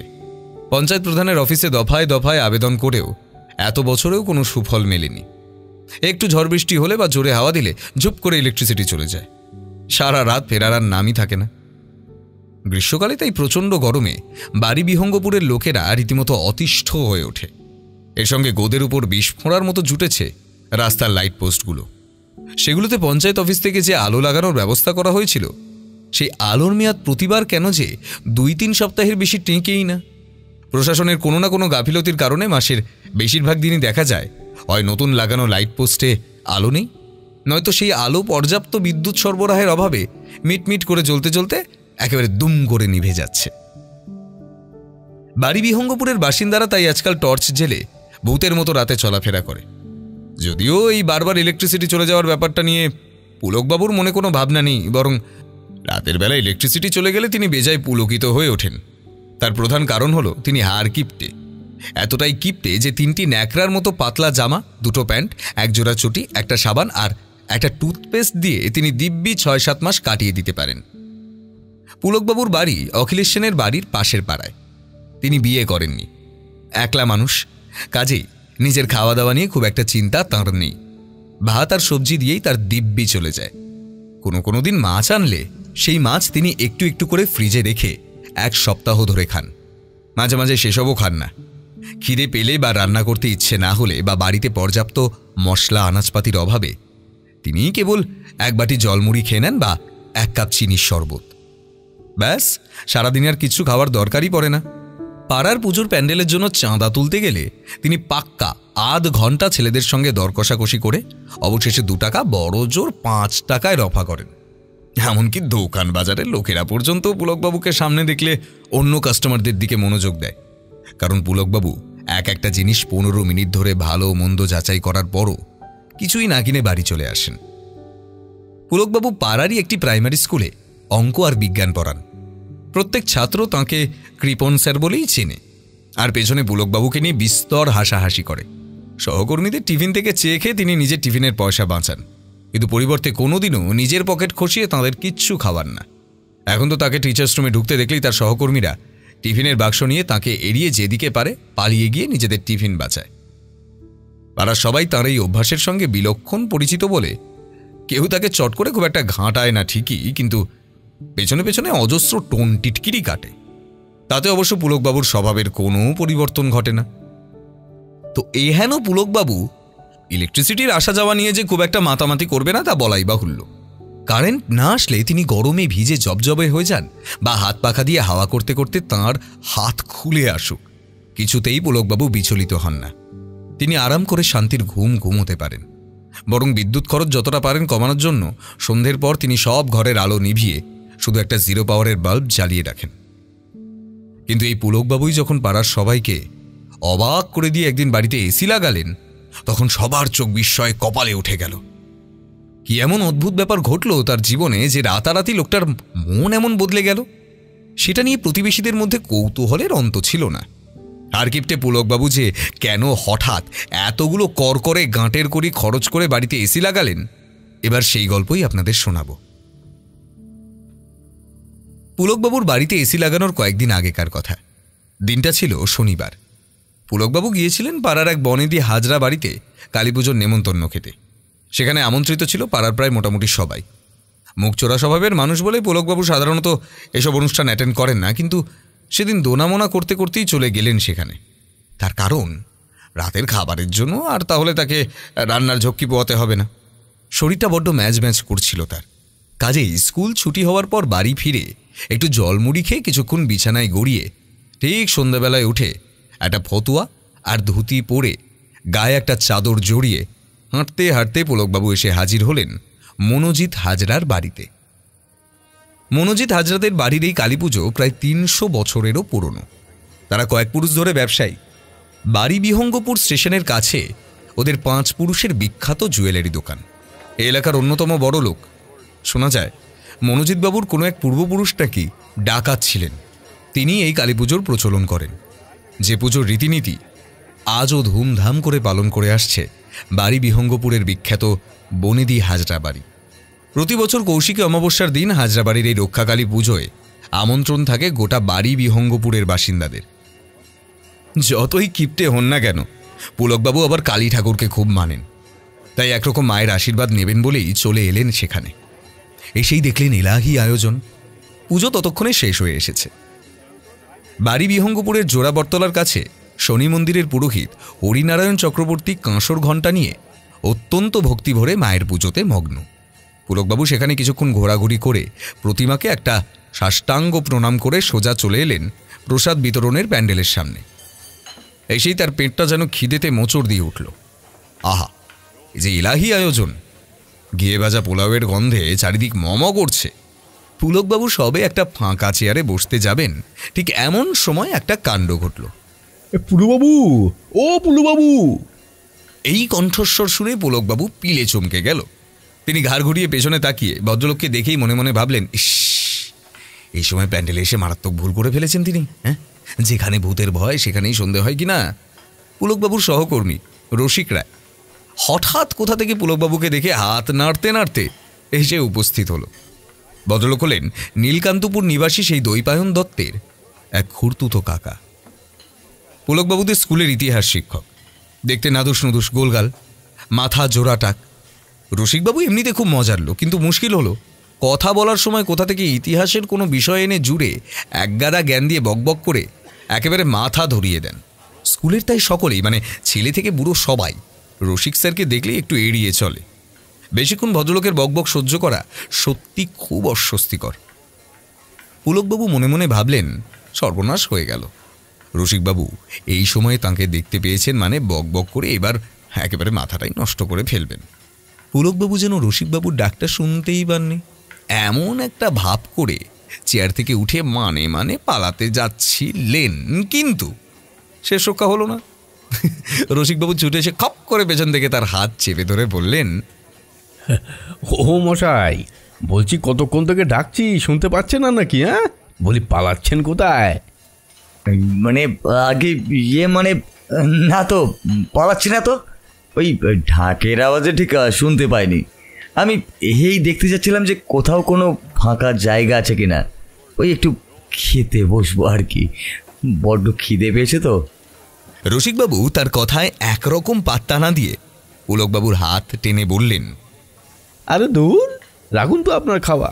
মায়ের ভোগ একটু রাত করে খাওয়াই ভালো। তার চেয়ে আসুন দেখি আমার সাথে, কিছু জরুরি আলোচনা আছে। এই বলে পুলকবাবুকে আর কোনো কথা বলার সুযোগ না দিয়েই তিনি হাত ধরে টানতে টানতে ভিড় কাটিয়ে প্যান্ডেলের পেছনের দিকের একটা ফাঁকা অন্ধকার জমিতে টেনে নিয়ে এলেন। এই জায়গাটায় আলো কম। কিছু দূরেই বাড়ি বিহঙ্গপুরের ভৈরবকালী শ্মশান। সেখানে বোধহয় এখন মরা পোড়ানো হচ্ছে, কারণ আকাশ বাতাস ভারী হয়ে উঠেছে মরা পোড়ানোর কড়া কটু গন্ধে। চারপাশে লোকজনেরও ভিড় নেই। সবাই হাজরাবাড়ির পুজো প্যান্ডেল, পোলাও আর আলুর দম সাঁটাতে ব্যস্ত। মৃদু ঢাকের আওয়াজ ভেসে আসছে হাজরাদের কালী পুজোর মণ্ডপ থেকে। অমাবস্যার কারণে আজ আকাশে চাঁদের দেখা নেই। কেবল এক ঝাঁক বাদুড় হঠাৎ ফরফর শব্দে উড়ে গেল পুলকবাবুর মাথার উপর দিয়ে। রসিকবাবু এদিক ওদিক তাকিয়ে প্যান্টের পকেট থেকে বার করে আনলেন একটা রামের বোতল আর দুটো প্লাস্টিকের গ্লাস। তারপর আর একটা পকেট থেকে বেরিয়ে এলো একটা ছোট্ট একটা ঠান্ডা জলের বোতল। সেই সব উপকরণ দিয়ে পটু হাতে মিনিট পাঁচেকের মধ্যে তিনি দুটো পেগ মদ বানিয়ে পুলকবাবুর দিকে এগিয়ে দিয়ে চোখের ইশারা করে বললেন, দিন দিন, মেরে দিন। এই না না না, মায়ের পুজোয় এসব খাবো না।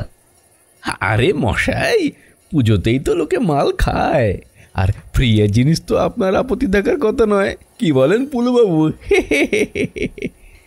তা অবশ্যই নেই। বলেই পুলকবাবু নাক মুখ কুঁচকে ঢক করে গ্লাসের কড়া লাল তরল ঢেলে দিলেন গলায়। কিন্তু এরপরই তিনি এখানেই থামলেন না। পরপর আরও 3-4 পেগ মদ অনায়াসেই গলাদ্যকরণ করে ফেললেন পুলকবাবু। আরও মিনিট 15 পর যখন তার মাথাটা হালকা হালকা দুলতে শুরু করেছে, তখন পুলকবাবু মাথা নেড়ে বললেন, না রসিকবাবু, আজ আর খাবো না, বুঝলেন তো, নেশাটা লেগে গেছে। এরপর ওই প্রসাদ খেয়ে এখনো তো অনেকটা রাস্তা ওই বাইরে ফিরতে হবে, তাই না? রসিকবাবু মদের সমস্ত সরঞ্জাম আবার পকেটস্থ করে জড়ানো গলায় বললেন, এখন এইটুকু থাক, আবার একটু পর খাবো, কেমন? আপনার সাথে আমার কিছু জরুরি কথা আছে। আমি এখন যেটা বলবো সেটা শুনতে গেলে বুকে দম লাগবে। হ্যাঁ, সেই জন্যই তো মদটা খাওয়ালাম। কি কি কি কথা? বুড়োবাবু, এই আপনি ভূতে বিশ্বাস করেন? কথাটা শুনে প্রচণ্ড চমকে কানে আঙুল গুজে মুখ মুচকে পুলকবাবু বললেন, ও কি রসিকবাবু, রাতে তেনাদের নাম করতে নেই, আপনি জানেন না? রাম রাম রাম রাম রাম রাম। তাহার মানে করেন, তাই তো? অমাবস্যার রাতে লোকজনের কোলাহল আর আলো থেকে দূরে এই অন্ধকার মাঠের মধ্যে দাঁড়িয়ে এবার পুলকবাবুর গা ছমছম করতে লাগল। ভূতকে তিনি বড্ড ভয় পান। নিজের চোখে অবশ্য এখনো পর্যন্ত তেনাদের দেখেননি ঠিকই, কিন্তু দেখতে পেলে যে ভয় তার হার্ট ফেল করবে এই ব্যাপারে পুলকবাবু সুনিশ্চিত।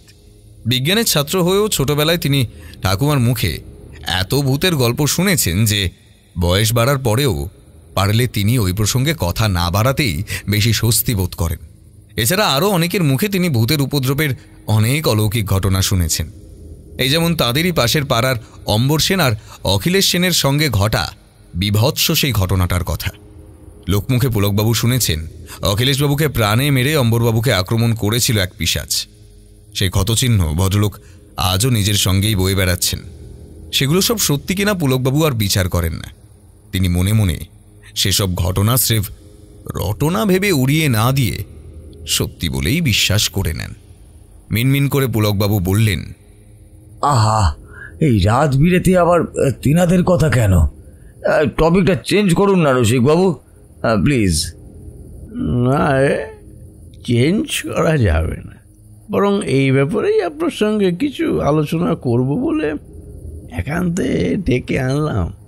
পুলকবাবুর এবার বড্ড অস্বস্তি বোধ হতে লাগল।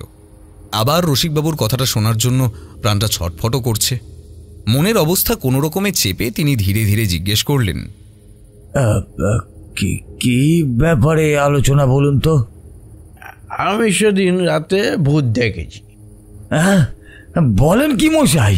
এই রাত বিরেতে মজা করছেন নাকি আপনি?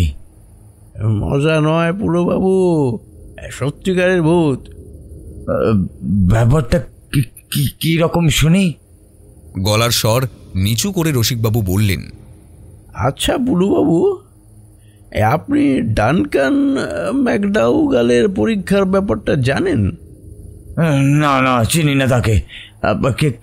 কি ব্যাপার বলুন তো?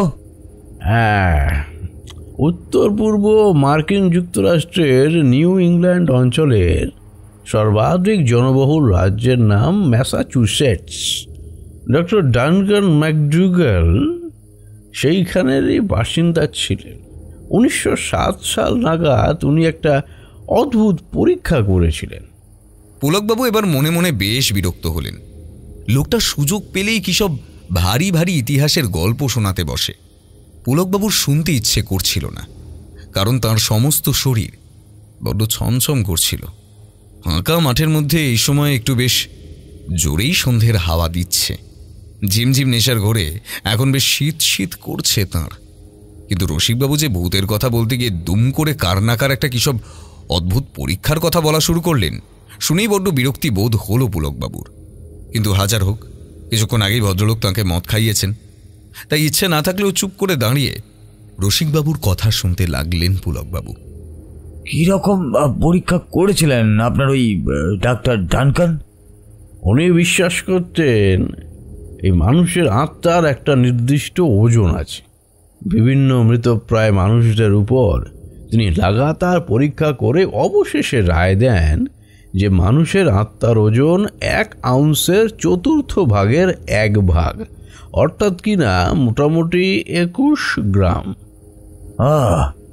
এই ব্যাপারটা তো জানতুম না মশাই। তো সেই পরীক্ষার সাথে আপনার ওই ভূত দেখারই বা কি সম্পর্ক বলুন তো? আছে আছে পুলুবাবু, সম্পর্ক আছে। ধৈর্য ধরে শুনুন না, সবটা শুনুন। তবে হ্যাঁ, যেটা বলছিলাম, আমার এক দূর সম্পর্কের পিসির ছেলে নিতাই চরণ আবার এক নাম করা বিজ্ঞানী। দেশে বিদেশে নানা কনফারেন্সে যায় বক্তৃতা দিতে। তো নিতাই সেই ডাক্তার ডানকানের পরীক্ষার উপর বেস করে একটা ডেমো বেড বানিয়েছে। বিছানাটা খুব স্পেশাল, বুঝলেন কি না? তার দিয়ে সেই বিছানার সঙ্গে সব বিভিন্ন অত্যাধুনিক পরিমাপের স্কেল জুড়েছে সে।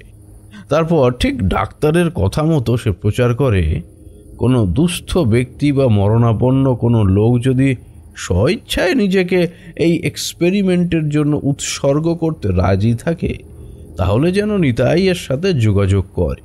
কিন্তু ওই যা হয়, গেঁয়ো যোগী ভিক পায় না। পকেট থেকে প্যাকেট বার করে একটা সিগারেট ধরিয়ে রসিকবাবু শুধলেন, খাবেন নাকি একটা? খাবেন? পুলকবাবু ধূমপান করেন না। তিনি মাথা নাড়তেই রসিকবাবু আবার সিগারেটের প্যাকেটটা পকেটে ঢুকিয়ে বললেন, বাঙালিদের এক্সপেরিমেন্ট করার এটাই একটা দোষ মশাই, কেউ পাত্তা দিতেই চায় না। তো সে যাই হোক, ব্যাপারটা নিয়ে সেদিন স্কুলে আলোচনা করার পর একটা ব্যাপার ঘটল। আমার এক ছাত্র নাম সমীর, তার বাবাকে নিয়ে একদিন সকালে এসে উপস্থিত হলো আমার বাড়ি। সমীরের কাকা নাকি মরণাপন্ন, ক্যান্সারের লাস্ট স্টেজ। ডাক্তার বলেই দিয়েছেন হাতে মাত্র আর কয়েক মাস সময়, চিকিৎসা করাতে অনেক খরচা। তাই সমীরের বাবা চান এই এক্সপেরিমেন্টের কাজে তার কাকা রাকেশবাবু স্বইচ্ছায় নিজেকে উৎসর্গ করেন। রাকেশবাবুরও তাই ইচ্ছে। কথা মতো বন্ড পেপারে সই করিয়ে একদিন সকালে তারা সবাই রাকেশবাবুকে নিয়ে হাজির হলো নিতাইয়ের বাড়ি। সে তো ভীষণ খুশি, এতদিন পর তার এক্সপেরিমেন্টের জন্য কাউকে তো পাওয়া গেল। তারপর আর কি, নিতাই তার সেই আশ্চর্য বিছানায় রাকেশবাবুকে শুইয়ে পরীক্ষা নিরীক্ষা চালাতে লাগলো। সপ্তাহখানিক পর রাকেশবাবু পটল তুললেন।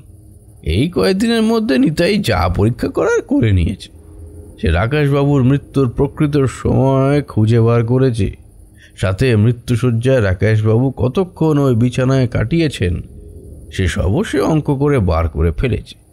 এমনকি মৃত্যুর ঠিক সেই মুহূর্তে তার ওজনের কত তারতম্য হচ্ছে সেটাও খুঁজে বার করেছিল নিতাই। আচ্ছা, এই তারতম্য হওয়ার কারণ তো দেহ থেকে প্রয়োজনীয় দেহরস, যেমন ঘাম বা ইউরিন বেরিয়ে যায় সেরকম, তাই না? হ্যাঁ ঠিক, সাথে বিভিন্ন গ্যাসও তো বেরিয়ে যায়, যেমন অক্সিজেন আর নাইট্রোজেন। বুঝলাম, কিন্তু এর সাথে আপনার ভূতের দেখার ঠিক কি সম্পর্ক? সেটাই তো বুঝতে পারলুম না। কি বলেন রসিকবাবু? রসিকবাবু গলার স্বরটা খাটো করে বললেন, সম্পর্ক আছে। মৃত্যুর পর রাকেশবাবুকে আমি দেখেছি। চমকে উঠে পুলকবাবু বললেন, হ্যাঁ বলেন কি মশাই, সত্যি? তারপর? না হলে আর বলছি কি, রাকেশবাবুর মৃত্যুর পরই তো যত গন্ডগোল শুরু হয়েছে। নিতাই নাকি ভদ্রলোককে বিভিন্ন জায়গায় দেখতে পাচ্ছে, মাঝে মাঝে সেই ভূত ঘরের মধ্যে বিভিন্ন তাণ্ডব করছে। নিতাইয়ের তো প্রাণ একেবারে ওষ্ঠাগত। ভূত বাবাজি নিশ্চয়ই কিছু বলতে চাইছে, কিন্তু কিছুতেই সে তার কথার কোনো অর্থ বুঝতে পারে না। বাধ্য হয়ে সে আমাকে সেদিন ডেকে পাঠালো। কি সাংঘাতিক! তারপর আর কি, আমি তো গেলুম নিতাইয়ের বাড়ি।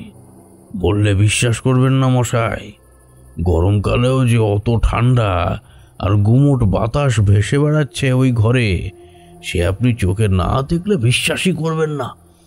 যাই হোক, এক রাত তো সেখানে থাকলুম।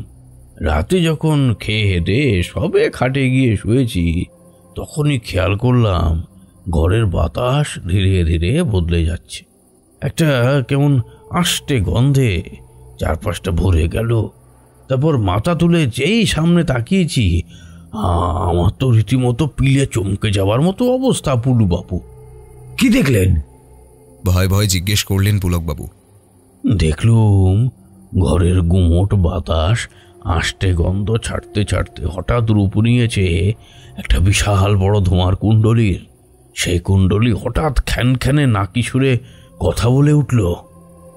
বাপরে, আপনার সাহস আছে বলতে হবে। আমি হলো তো এতক্ষণে। তা যাকে, রাকেশ বাবুর ভূত কি বললেন? আমাকে সবটা বলেননি, কিন্তু তাদের ভূত সমাজে যে কিছু অদ্ভুত নিয়ম আছে সেই কথা বলছিলেন। ভদ্রলোক নাকি মহা বিপদে পড়েছেন। কিসের বিপদ সেটা আমাকে বলেননি, কিন্তু তার একটা এমন জিনিস চাই যেটা আমি দিতে পারবো না। এমন একটা জিনিস যেটা আমার পরিবারের কাছে ছিল ঠিকই, কিন্তু এখন আর আমার কাছে নেই। সেই জিনিস আছে আপনার কাছে, তাই আমি তাকে বলেছি আপনার সাথে যোগাযোগ করতে। পুলকবাবু প্রচণ্ড চমকে উঠে বললেন, হ্যাঁ, সে কি এমন জিনিস? কই, আমি তো সেরকম কিছুর খোঁজ জানি না। যা আগে আপনার কাছে ছিল বলে, আর এখন আমার কাছে আছে। জানেন পুলুবাবু, জানেন, আপনার সেজ কাকা বিশ্বম্বর বাবুর পুল ওভারটা তো আপনার কাছেই আছে, তাই না? এবার পুলকবাবু একটু ভেবে বললেন, হ্যাঁ, তা আছে বটে, কিন্তু সে কথা আপনি কি করে জানলেন? মিটিমিটি হেসে রসিকবাবু বললেন, জানি, কারণ ওই পুল ওভারটা আগে ছিল আমার সেজ কাকা রঙ্গনাথ বাবুর কাছে। পরে তিনি সেটা বিশ্বম্বরবাবুকে দিয়ে যান, কারণ উনি এক কঠিন অসুখ থেকে আমার কাকাকে সুস্থ করে তুলেছিলেন। আমার কাকা আপনার কাকার পেশেন্ট ছিলেন। মারা যাওয়ার আগে সব সম্পত্তি যখন ভাগাভাগি হয়, তখন তিনি ওই পুল ওভারটা আপনার কাকাকে দিয়ে যান। এখন রাকেশবাবুর ভূত সেই পুল ওভারটা নিতে চান। পুলকবাবুর সেজ কাকা যে একসময় নামকরা ডাক্তার ছিলেন সেটা তিনি জানতেন। লোকে বলতো ধন্বন্তরী ডাক্তার। অনেক মুমূর্ষু পেশেন্টদের তিনি আসন্ন মৃত্যুর মুখ থেকে ফিরিয়ে এনেছিলেন। কিন্তু তার কাকা যে রসিকবাবুর কাকাকে চিনতেন বা তাদের বংশ পরম্পরায় বয়ে নিয়ে আসা ওই পুলোভার যে আগে রসিকবাবুর কাকার কাছে ছিল, ওই সেসব কথা তো তার কাকা কোনোদিনও তাকে বলেননি। মৃত্যুর আগে কেবল তার পুলোভারটা দান করে গেছে আদরের কিপ্টে ভাইপোকে। সে পুলোভারটা পেয়ে পুলকবাবু অবশ্য মোটেই পুলকিত হতে পারেননি। সারা জীবন ডাক্তারি করে তাঁর সেজ কাকা অনেক সম্পত্তি করেছিলেন। সেই সব সম্পত্তির বদলে কেবল একটা দ্যাড় পুরনো রং ওঠা ধূপসি পুলোভার যে তার কপালে এসে জুটবে, এটা পুলকবাবু মোটেই আশা করেননি। সেটা বহুবার তিনি বাড়ির আবর্জনা ফেলার সঙ্গে ছুঁড়ে ফেলে দিয়েছিলেন। কিন্তু কি এক অলৌকিক পদ্ধতিতে সেই পুলোভার বারবার তার কাছে ফিরে আসতে লেগেছিল। বিরক্ত হয়েই তিনি সেটা একটা ট্রাঙ্কের মধ্যে ভরে খাটের নিচের আবর্জনা আর টুকিটাকি বাতিল জিনিসপত্রের সঙ্গে রেখে দিয়েছিলেন। গোটা শীতকালটা তিনি দুটো চাদর মুড়ি দিয়েই দিব্যি কাটিয়ে দেন। তাই বহু বছর সেই ট্রাঙ্কটা খোলা হয়নি। কে জানে, হয়তো ইঁদুরে সেই পুলোভার কেটে গুঁড়ো গুঁড়ো করে দিয়েছে। কিন্তু রাকেশবাবুর ভূত হঠাৎ এত বছর পর সেই পুলোভারটার পেছনে কেন পড়লেন, সেটা পুলকবাবু বুঝতে পারছেন না। পুলকবাবুকে চুপ করে থাকতে দেখে রসিকবাবু জিজ্ঞেস করলেন, কি ভাবছেন পুলুবাবু? না মানে, ভাবছি ওই পুরনো পুলোভারটার কি এমন বিশেষত্ব যে ওটার পেছনে মৃত রাকেশবাবুর ভূত এমন উঠে পড়ে লেগেছেন। পুলুবাবু, মনে হচ্ছে আপনার কাকা ওই পুলোভারটার ব্যাপারে আপনাকে কিছুই বলে যাননি। না মানে, সেরকম বিশেষ কিছু তো বলেননি। কেন, আপনি জানেন না নাকি? ওই কিছুটা। আমার মেজ কাকা কাজ করতেন ইন্ডিয়ান আর্কিওলজি ডিপার্টমেন্টে। তা উনি একবার নর্থ লুজনের একটা পার্ট প্যাঙ্গাসিনানে গেছিলেন। কাকার সঙ্গে আরও কয়েকজন লোক ছিল। তারা এক পাহাড়ে ঘেরা গুহার কাছ থেকে আবিষ্কার করে কাঁচা সোনার মতো বড় বড় চাকতি, কিন্তু সেগুলো তারা ভোগ করতে পারেনি। ইয়ামাসিতার অভিশাপে তারা সবাই মারা যায়। শুধুমাত্র আমার কাকা সেই সোনার একটি চাকতি নিয়ে পালিয়ে আসতে সক্ষম হয়েছিলেন, কিন্তু তাকে প্রিয় বন্ধুদের হারাতে হয়। এটাই নিয়ম। প্রকৃতি এই বলিদান গ্রহণ করে। ইয়ামাসিতার গুপ্তধনের বদলে নিজের আত্মাকে সমর্পণ করতে হয়। এটাই প্রাচীন অভিশাপ। ওই পুলোভারটা ছিল কাকার প্রিয় বন্ধু সুধীর গুপ্তের, যিনি ওই অভিযানে রহস্যজনকভাবে মারা যান। কাকা তাঁর পুলোভারটা নিয়ে এসেছিলেন, কিন্তু স্থানীয়রা কেউ ইয়ামাসি তার গুপ্তধন নিয়ে কাকাকে ওই এলাকা ছেড়ে পালাতে দেয়নি, তখন তিনি এক স্থানীয় শ্যাঁকড়ার কাছে গিয়ে সেই চাকতি গলিয়ে দুটো বড় বড় সোনার মুদ্রা তৈরি করেন এবং সেই মুদ্রা দুটো সেই পুলোভারের ভেতরের পকেটে ভরে সেলাই করে দেন যাতে কেউ কিছু সন্দেহ না করতে পারে। তারপর সেটা নিয়ে ফিরে আসেন এদেশে। কিন্তু সেই গুপ্তধন তিনি ভোগ করতে পারেননি। দেশে ফেরার পর তার জীবনে নেমে আসে চরম দুর্যোগের ছায়া। বাকি জীবনটা নানান জটিল রোগব্যাধিতে ভুগেছেন তিনি। জীবন একেবারে জর্জরিত হয়ে গিয়েছিল। সেই সময় আপনার কাকা তাকে কিছুটা সুস্থ করে তুলেছিলেন ঠিকই, কিন্তু আসন্ন মৃত্যুর হাত থেকে রক্ষা করতে পারেননি। পুরস্কার স্বরূপ তিনি ওই মুদ্রা সমেত পুলোভারটা দান করে দেন আপনার কাকাকে। যদিও তিনি এটা নিয়ে খুব একটা খুশি হতে পারেননি, কারণ পুলোভারটার মধ্যে অনেক খুঁজেও তিনি কোনো মুদ্রা আবিষ্কার করতে পারেননি। তারপর তিনি ওটা উইল করে আপনার নামে রেখে যান। আমার বিশ্বাস ওই পুলোভারের গুপ্ত পকেটে আজও ইয়ামাসি তার গুপ্তধন, ওই সোনার মুদ্রা দুটো এখনো আছে। আপনি খুঁজে দেখলে নিশ্চয়ই পাবেন। রাকেশবাবুর ভূত আসলে এই মুদ্রা দুটোই নিতে চায়। রসিকবাবুর কথা শুনে বিস্ময়ে পুলকবাবুর চোখ কপালে উঠে গেল। ভদ্রলোক বলেন কি, ওরকম একটা ধ্যারে পুলোভারের মধ্যে কিনা লুকিয়ে আছে ইয়ামাসি তার গুপ্তধন, খাঁটি সোনার মুদ্রা। আইন অনুযায়ী তো সেই মুদ্রা দুটো তো এখন তাহলে তাঁরই সম্পত্তি। সে দুটো মুদ্রা যদি তিনি উদ্ধার করতে পারেন, তাহলে তার মতো অকৃতদার মানুষের তো সারা জীবন পায়ের উপর পা তুলেই কেটে যাবে। সেই গুপ্তধন তিনি তবে খামোখা রাকেশবাবুর ভূতের হাতেই বা কেন তুলে দেবেন? খুশিতে আর লোভে পুলকবাবুর চোখ দুটো চকচক করে উঠল। রসিক পুলকবাবুর কাঁধে একটা হাত রেখে বললেন, যাকে আমার কাজ আপনাকে সাবধান করা, তাই করলাম। তবে ভয় পাবেন না পুলুবাবু, আমার ধারণা রাকেশবাবুর বোধ খুব শিগগিরই আপনার সাথে দেখা করবে। দেখবেন তখন আবার ভয় ভিড়মি খাবেন না যেন। সে রাতে আরও কিছুক্ষণ এসব ব্যাপার নিয়ে আলোচনা করার পর রসিকবাবু আর পুলকবাবু হেঁটে গেলেন প্যান্ডেলের উদ্দেশ্যে পুজোর ভোগ খেতে। তাদের সেই আলোচনা অন্ধকারে লুকিয়ে সেদিন আরও একজন শুনল। সে হলো বাড়ি বিহঙ্গপুরের কুখ্যাত চোর কানু কর্মকার। মাঠের দিক থেকে পুলকবাবুরা বেরিয়ে যেতেই অন্ধকার ঝোপের আড়াল থেকে সমস্ত শরীরে চুপচুপে তেল মেখে কানু ধীরে ধীরে আত্মপ্রকাশ করল। তারপর বিড়াল পায়ে মাঠ পেরিয়ে শর্টকাট রাস্তা ধরে হেঁটে যেতে লাগল পুলকবাবুর বাড়ির দিকে।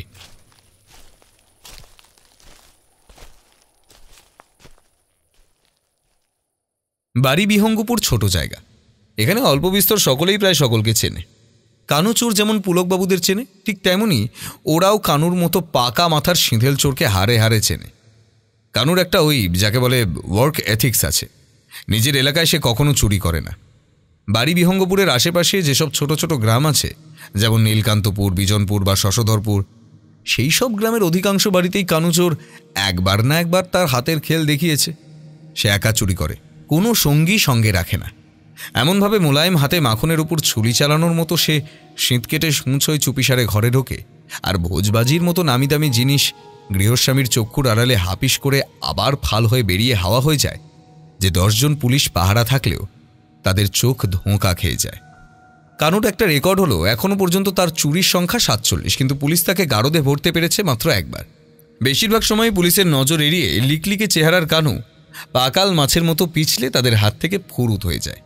তা এহেন কানু সহজে নিজের ওয়ার্ক এথিক্স ভেঙে নিজের এলাকারই কিপ্টে মাস্টারের বাড়িতে চুরি হয়তো করতো না, কিন্তু এই রসিকবাবুর বলা কথাগুলো তার মনের ভেতরটাকে একেবারে নাড়িয়ে দিয়েছে। পুলকবাবুর পুরনো পুলোভারের প্রতি তার আগ্রহ নেই। কানুর পাখির চোখ হচ্ছে ওই ইয়ামাসি তার গুপ্তধন, দুটো খাঁটি সোনার মুদ্রা। সে দুটো হাতে পেলে তার জীবন রাজার হালে কাটবে বাকিটা। আর চুরি চামারি করে পুলিশের তাড়াকে কাটাতে হবে না। যেমন ভাবা তেমন কাজ। সে জানত আজ রাতে মনোজিৎ হাজরার বাড়ির বনেদি কালী পুজো দেখতে অনেক লোক বাড়ি ফাঁকা রেখে আসবে। সেই সুযোগে সে চুরি করতে বেরোবে। অদূরে মাঠের মধ্যে অন্ধকার ঝোপের আড়ালে গা ঢাকা দিয়ে বসে অপেক্ষা করছিল সে। কিন্তু রাতের বেলায় হঠাৎ রসিকবাবু আর পুলকবাবুকে ভৈরবকালী শ্মশানের পাশের ফাঁকা মাঠের দিকে এগিয়ে আসতে দেখে সতর্ক হয় সে। লুকিয়ে মদ খাওয়ার পর বুড়ো মাস্টার মশাইরা বহু তার গুপ্তধন নিয়ে যেসব আলোচনা করেছে সব আড়ি পেতে শুনেছে কানু। শুনতে শুনতে উত্তেজনায় গায়ের রোম দাঁড়িয়ে যাচ্ছিল ওর। বহুতে সে বিশ্বাস করে না, কিন্তু গুপ্তধন সেটার অস্তিত্বে বিশ্বাস না করে উপায় কি? কানু মনে মনে ঠিক করে নিল, আজ রাতে পৃথিবী এদিক থেকে ওদিক উল্টে গেলেও তাকে আর থামানো যাবে না। অন্ধকারের সুযোগে গোপনে পুলকবাবুর বাড়িতে সিঁধ কেটে স্বর্ণ মুদ্রা দুটোও হাতিয়ে আনবেই। পুলকবাবুর বাড়ির কাছাকাছি আসতেই কানু দেখল তার রাস্তা ক্লিয়ার। লাইটপোস্টের আলো আজ আবার নিভে গেছে, আর পুলকবাবুর বাড়ির সামনেটায় জমাট বেঁধে আছে ঝুঝকো অন্ধকার। কারুর মনটা খুশিতে নেচে উঠল। চুপচাপ মাথা ঝুঁকিয়ে সে পৌঁছে গেল বাড়ির সামনে। দরজায় তালা ঝুলছে। কানু চলে এলো বাড়ির পেছন দিকে। এদিকটা ঝোপ জঙ্গলে ভরা। ঝোলা থেকে সিঁধকাঠি বার করে নিপুণ হাতের কারিকুরিতে মাত্র 10 মিনিটেই সে পুলকবাবুর বাড়ির পেছনের দেওয়ালে একটা বেশ বড় সড়ো গর্ত বানিয়ে ফেলল। তারপর অন্ধকারে মিশে টুপ করে সেঁধিয়ে গেল ভেতরে। ভেতরে ঢুকে আন্দাজে সুইচ টিপে আলো জ্বালালো কানু। তার নাক মুচকে গেল। পুলক মাস্টার যে ভয়ানক কিপ্টে সেটা তো জানতো, কিন্তু এমন নোংরা হদ্দ তা তো জানা ছিল না। ঘরের চারিদিকে ছড়িয়ে রয়েছে তেলচিটে পুরনো জিনিসপত্র। আসবাবপত্রের উপর জমেছে পুরু ধুলোর আস্তরণ। ঘরের বাতাসে কেমন একটা আঁশটে গন্ধ ভেসে বেড়াচ্ছে।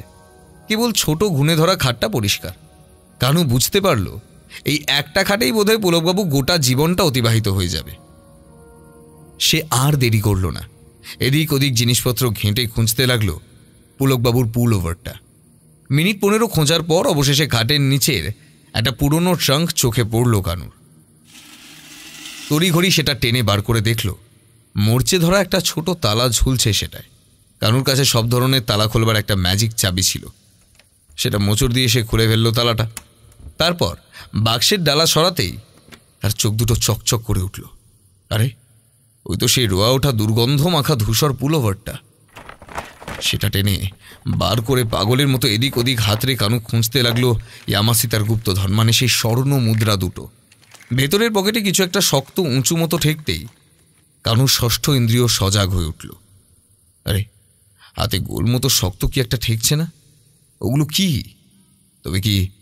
তবে কি ওগুলোই সেই গুপ্তধন?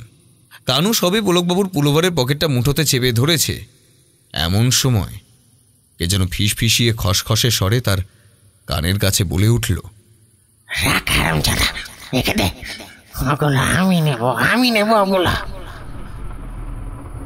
কানু চমকে উঠল। এ কি কথাটা কে বলল? এখানে তো সে ছাড়া আর কোনো দ্বিতীয় ব্যক্তি নেই, তবে কে কথা বলল?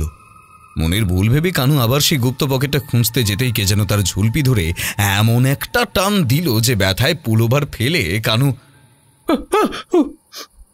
করে চেঁচিয়ে উঠল। ঘরের মধ্যে কে রে? কানু কাঁপা কাঁপা গলায় হাঁক দিতেই সেই অদৃশ্য কণ্ঠস্বর হঠাৎ অট্ট হাসিতে ফেটে পড়ল।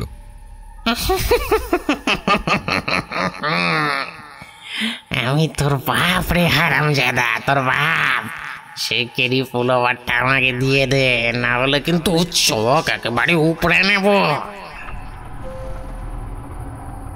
ওরে বাবারে! কানুর মেরু দাঁড়াবে বরফের একটা ঠান্ডা স্রোত কোমরের দিকে দৌড়ে গেল। তার বাবা পানু কর্মকার তো গত হয়েছেন বছর 10 আগে। তবে কি সে চুরি করছে বলে তার মরা বাপ ভূত হয়ে তাকে শাসন করতে এলো? বেঁচে থাকতে বাপকে জমের মতো ভয় পেত কানু। বহুবার বাপের হাতে ছাতার বাড়ি খেয়ে অক্কা পেতে পেতে কোনো মতে প্রাণটা টিকিয়ে রেখেছিল। কানু টের পেল ঘরের মধ্যে সেই আঁশটে গন্ধটা এখন আরও উগ্র হয়ে উঠেছে। চোখ বন্ধ করে হাত জোর করে কানু বিড়বিড় করে বলল, ওরে বাবা, রাম রাম রাম রাম রাম রাম রাম রাম রাম রাম রাম রাম রাম রাম রাম রাম রাম বাপু, বাবু আমায় ক্ষমা করে দিন, ভুল হয়ে গেছে, আর চুরি করবো নি। এই নাক বলছি, এই কান বলছি, আর চুরি করবো নি। কানু বোধহয় আরও কিছু একটা বলতেই যাচ্ছিল, ঠিক তখনই শুনতে পেল ঘরের বাইরের বন্ধ দরজায় কেউ তালা খুলছে। এরে বুড়ো মাস্টার ফিরে এলো নাকি?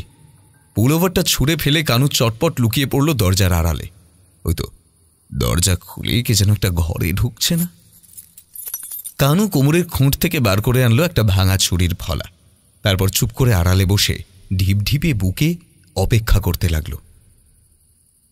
ভরপেট ভোগ খেয়ে পুলকবাবুর পেট আঁইঢাই করছিল। তার উপর রসিকবাবুর খাওয়ানো রামের নেশা যেন তাঁকে আরও বেশি করে জাপটে ধরেছে। ভোগ খেয়ে বাড়ির দিকে ফিরতে তার বেশ দেরিই হয়ে গেল। রসিকবাবুর কথা ভাবতে ভাবতেই বাড়ির দিকে আসছিলেন তিনি।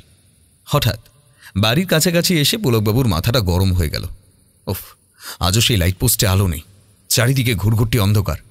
নিজের মনেই তিনি গজগজ করে উঠলেন, আলোই যখন দেবে না তখন শুধু শুধু লাইট পোস্ট লাগানোর মানেটাই বাকি, যত সব। কিন্তু ও কি, তার বাড়ির কাছে তো অল্প হলদে আলো এসে পড়েছে। কোথা থেকে আসছে সেই আলোর রেখা? দ্রুত পায়ে টলতে টলতে বাড়ির দিকে এগিয়ে আসতে লাগলেন পুলকবাবু। বাড়ির কাছাকাছি এসেই তিনি রীতিমতো আঁতকে উঠলেন। কি, বাড়িতে আলো জ্বলছে কেন? তবে কি তিনি মনের ভুলে আলো জ্বালিয়ে রেখেই চলে গেছিলেন? হায় হায়, এতক্ষণে কতটা বিদ্যুৎ খামোখা পুড়ে গেল। বয়সের দোষে আজকে একটা ব্লান্ডার করে ফেলেছেন তিনি। সামনের মাসে এই আলো জ্বালিয়ে রাখার কারণে তাকে যে ঠিক কত টাকার বেশি ইলেকট্রিক বিল দিতে হবে সেটা মনে মনে হিসাব করেই আতঙ্কে তার টাকের পাশে গজিয়ে ওঠা কয়েক গোছা অবশিষ্ট চুল যেন খাড়া হয়ে দাঁড়িয়ে পড়ল। তার নেশা ততক্ষণে ছুটে গেছে। সমস্ত শরীর ঘামে ভিজে জবজব করছে। কোনো মতে ছুটে বাড়ির সামনে আসতেই এবার পুলকবাবুর মনে হলো, কই না তো, কানের ভুল নয়, ঘরের ভেতর দিব্যি শোনা যাচ্ছে। ওই তো কারা যেন ফিসফিস করে কথা বলছে না। ভয় পুলকবাবুর সমস্ত শরীর যেন ঠান্ডা হয়ে গেল। তিনি তাড়াতাড়ি পকেট থেকে চাবি বার করে তালা খুলতে লাগলেন। কিন্তু নেশার ঘরে চাবিটা তালার ফুটোতে কিছুতেই গুঁজতে পারলেন না। তার কপালে বিন্দু বিন্দু ঘাম ফুটে উঠল। মিনিট পাঁচেক চেষ্টার পর অবশেষে তিনি তালা খুলে ভিতরে ঢুকলেন। আর ঢুকেই দেখলেন চারিদিক লণ্ডভণ্ড করে সব জিনিস ছড়ানো রয়েছে। পেছনের দেওয়ালে এক মানুষ বড় একটা গর্ত। পুলকবাবু মাথায় হাত দিয়ে ধপ করে মাটিতে বসে কপাল চাপড়াতে লাগলেন। তার আর বুঝতে বাকি রইল না ঘরে চোর ঢুকে সবকিছু সাবার করে দিয়ে পালিয়ে গেছে। ইস, কিক্ষণেই যে আজ বাড়ি ফাঁকা রেখে হাজরা বাড়ির কালী পুজোয় গেছিলেন। এখন যে তার কত লোকসান হয়ে গেল তার ভরপাই কে করবে? আফসোস করতে করতে হঠাৎ একটা কথা মাথায় আসতেই তরাক করে লাফিয়ে উঠলেন পুলকবাবু। তারপরেই তার চোখ ঘুরে গেল খাটের নিচ থেকে টেনে বার করা জং ধরা লোহার ট্রাঙ্কটার দিকে। সেটা ডালা খোলা, ভেতরটা লণ্ডভণ্ড। আঁতকে উঠলেন পুলকবাবু। তার মানে চোর কি সেই গুপ্তধন চুরি করে নিয়ে গেছে? ওই তো ঘরের এক কোণে পুলোভারটা ছন্নছাড়া অবস্থায় মাটিতে পড়ে রয়েছে। পুলকবাবু পুলোভারটা কুড়িয়ে হাতড়ে হাতড়ে খুঁজে বার করলেন সেই গুপ্ত পকেটটা। তার চোখ দুটো ঝকঝক করে উঠল। আর ঠিক সেই সময় দরজার পেছন থেকে একটা তেল চুপচুপে লিকলিকে শরীর হঠাৎ ঝাঁপিয়ে পড়ল পুলকবাবুর উপর। কিছু বুঝে ওঠার আগেই তিনি মুখ থুবড়ে হুমড়ি খেয়ে পড়লেন মাটিতে। কানু চোর তাঁর উপর চেপে বসে যেই ছুরিটা পুলকবাবুর পেটে ঢোকাতে যাবে ঠিক এমন সময় একটা অদ্ভুত কাণ্ড ঘটল। পুলকবাবুর সেই ধূসর পুলোভারটা হঠাৎ উঠে গেল শূন্যে। তারপর উড়ে উড়ে ঝপ করে গিয়ে পড়ল আক্রমণকারীর উপর। কানুর আর ছুরি চালানো হলো না। ছুরি সমেত হাতটায় জড়িয়ে রয়েছে পুলোভারটা। কানু অনেক চেষ্টা করেও সেটা ছাড়াতে পারছে না। এবার হঠাৎ কোনো এক অদৃশ্য বায়বীয় শক্তি পুলোভারের মধ্যে ঢুকে সেটা ফুলে ঢোল হয়ে গেল।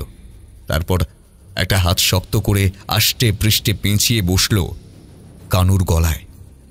কানু অনেক চেষ্টা করল, কিন্তু কিছুতেই সেই আসরিক নাগপাশের বাঁধন থেকে নিজেকে মুক্ত করতে পারল না। তার শ্বাস বন্ধ হয়ে এলো, জিভ বেরিয়ে পড়ল, চোখ দুটো যেন কোটর ঠেলে বেরিয়ে আসতে চাইল।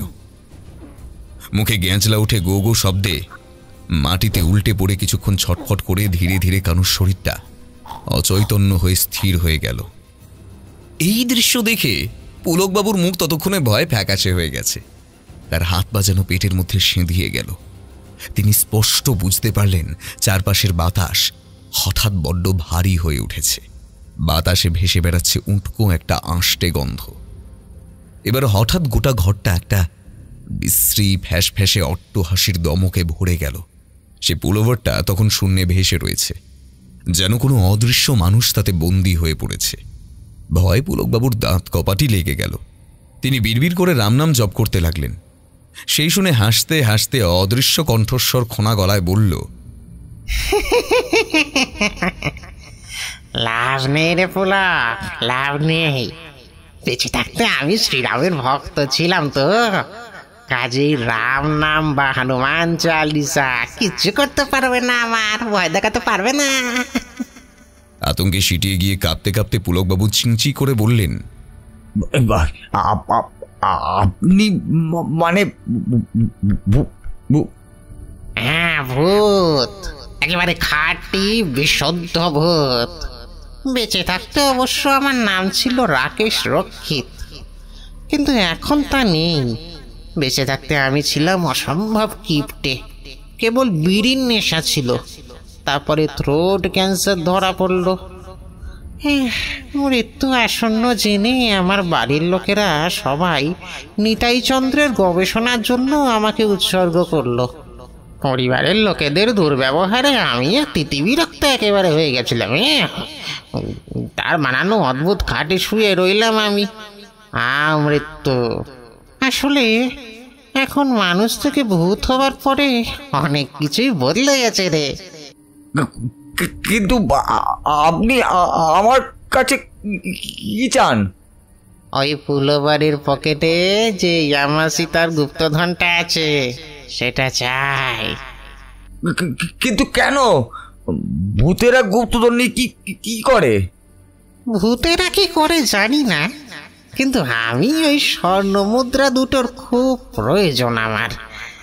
নিতাই চন্দ্র ওই যে গবেষণা করছিল তাতে মানুষের আত্মার মানে মৃত্যুর পর ভূতেদের সঠিক ওজন মাপা যায়, কিন্তু মাপার পর দেখা গেল আমার ওজন 21 গ্রামের জায়গায় মাত্র 12 গ্রাম। উল্টে গেছে একেবারে। আর সেখানেই তো আসল সমস্যাটা। কেন? সারা জীবন কিপটেমি করেছি রে, ঠিক করে খাওয়া দাওয়া করিনি। দেহের ওজন কমতে কমতে কোথায় যে নেমে গিয়েছিল সে আর কি বলবো। আমাদের ভূতের সমাজে খুব কড়াকড়ি বলো, খুব। এখানে একটা শক্ত নিয়ম চালু আছে, যেখানে ভূতকেই কমপক্ষে 21 গ্রাম ওজনের হতেই হবে, যে কোনো ভূতকে রে বাবা, নইলে ভূত সমাজে তার আর কোনো জায়গা নেই। লজ্জার আর উপমানে আমার মাথা কাটা যাবে রে। ওজন কম বলে ভূত সমাজে আমি থাকতে পারবো না। অনেক অনুনয় বিনয় করার পর অবশেষে ভূত সমাজের দলপতি ব্রহ্মদত্তী মশাই আমার নিদারুণ প্রার্থনায় গলে গিয়ে একটা শেষ সুযোগ দিয়ে বললেন যে যেভাবেই হোক আজ রাত 12টার পর যেন আমি ওজন বাড়িয়ে তার সাথে দেখা করি। বায়বীয় শরীর পাওয়ার পর তো মানুষের খাদ্য আর আমরা খেতে পারি না, তাই। কিন্তু ওই যে ইয়ামাসিতার গুপ্তধনটা, ওইটাই একমাত্র আমাকে বাঁচাতে পারে। ভূত সমাজে আপনার কাকা বিশ্বম্বর বাবুর সাথে আমার আলাপ হয়। খুবই ভালো ভূত, ভালো মানুষ। তিনি উপায় বাতলে দিলেন। ওই স্বর্ণ মুদ্রা দুটো ওজন মোটামুটি ওই 10 গ্রামের মতো হবে। খাবার না খেতে পারলে ওই দুটো আমি গিলে পেটের ভেতরে লুকিয়ে রাখলেই ব্যাস ওজন বাড়াতে পারি। তাই ওই মুদ্রা দুটো আমার চাই।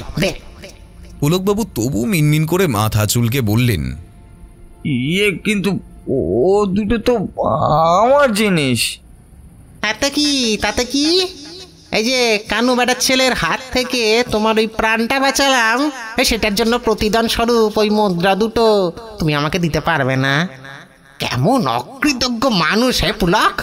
তুমি নাকি আবার মাস্টার, ছাত্রদের নীতি শিক্ষা দাও। তুমি বুঝতে পারছো না পুলক, ওজন বাড়াতে গেলে আমার ওই মুদ্রা দুটো আজকের মধ্যেই নিয়ে যেতে হবে। আমি নিরুপায়। রাকেশবাবুর ভূতের কাছে গালমন্দ খেয়ে পুলকবাবু আর কথা বাড়ালেন না। একটা দীর্ঘশ্বাস ফেলে মাটিতে পড়ে থাকা কানুর ভাঙা ছুরির ফলাটা তুলে নিয়ে ফালা ফালা করে ছিঁড়ে ফেললেন ধূসর পুলোভারের গুপ্ত পকেটটা। তারপর হাতে তুলে নিলেন সোনার মুদ্রা দুটো। ঘরের হলদে বাল্বের আলোয় সে দুটো এখন ঝকঝক করছে। পুলকবাবু মুঠো খুলতেই দেখলেন মুদ্রা দুটো ভাসতে ভাসতে উঠে গেল শূন্যে। তারপর কপাত করে সেই দুটো অদৃশ্য কেউ যেন মুহূর্তে গিলে ফেলল। চোখের নিমেষে মুদ্রা দুটো বেমালুম ভ্যানিশ হয়ে গেল। শতচ্ছিন্ন পুলোভারটা শূন্যে ভেসে থাকতে থাকতেই হঠাৎ ঝপ করে নিচে পড়ে গেল।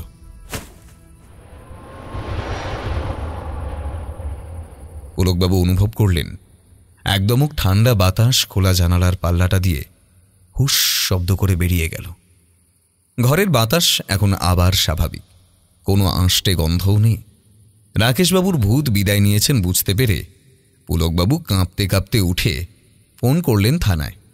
লোকাল থানার বড়বাবু বরদাচরণ বটব্যাল কয়েকজন কনস্টেবল নিয়ে বাতি লাগানো জিপে চড়ে ৮ ঘন্টার মধ্যে এসে হাজির হলো পুলকবাবুর বাড়ি।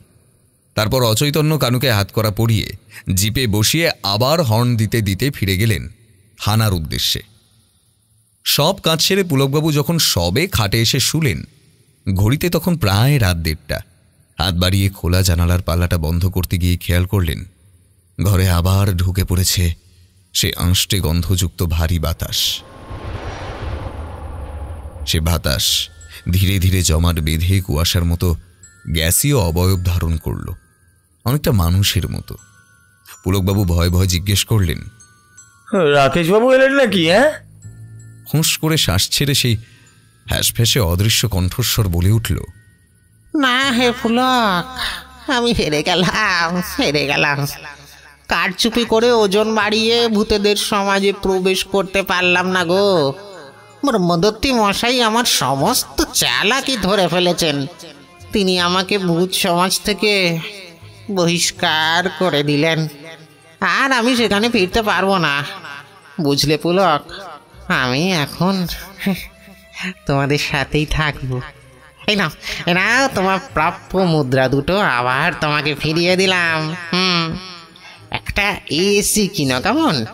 এখানে বড্ড গরম, থাকতে বড় অসুবিধা হবে। সব গাছ কেটে ফেলে মানুষ পরিবেশের উষ্ণতা বাড়িয়ে দিয়েছে। হ্যাঁ শোনো পুলক, সারা জীবনে আমি যা ভুল করেছি তুমি আর সেসব করো না। জমানো টাকা খরচ করো, ভালো ভালো খাবার খাও, ভালোভাবে রসে বসে থাকো একেবারে, নইলে মৃত্যুর পর ভূত হয়ে তোমাকেও কিন্তু কম ওজনের অপরাধে ভূত সমাজ থেকে বিতাড়িত হতে হবে। অন্য কোনো মানুষের সাথে বাকি ভূত জীবনটা পরগাছার মতোই কাটাতে হবে। সেটা বিশেষ আরামের ব্যাপার নয় হে পুলক। রাকেশবাবু ভূতের মুখে সেদিন এসব কথা শুনে পুলকবাবুর জ্ঞানচক্ষু খুলে গেল। পরদিনই তিনি সোনার দোকানে একটা স্বর্ণমুদ্রা বেচে যে কয়েক হাজার টাকা পেলেন সেটা থেকে একটা নতুন এসি কিনে এনে ঘরে লাগালেন। শুধু কি তাই, এরপর থেকে পুলকবাবুর ভোলই যেন বদলে গেল।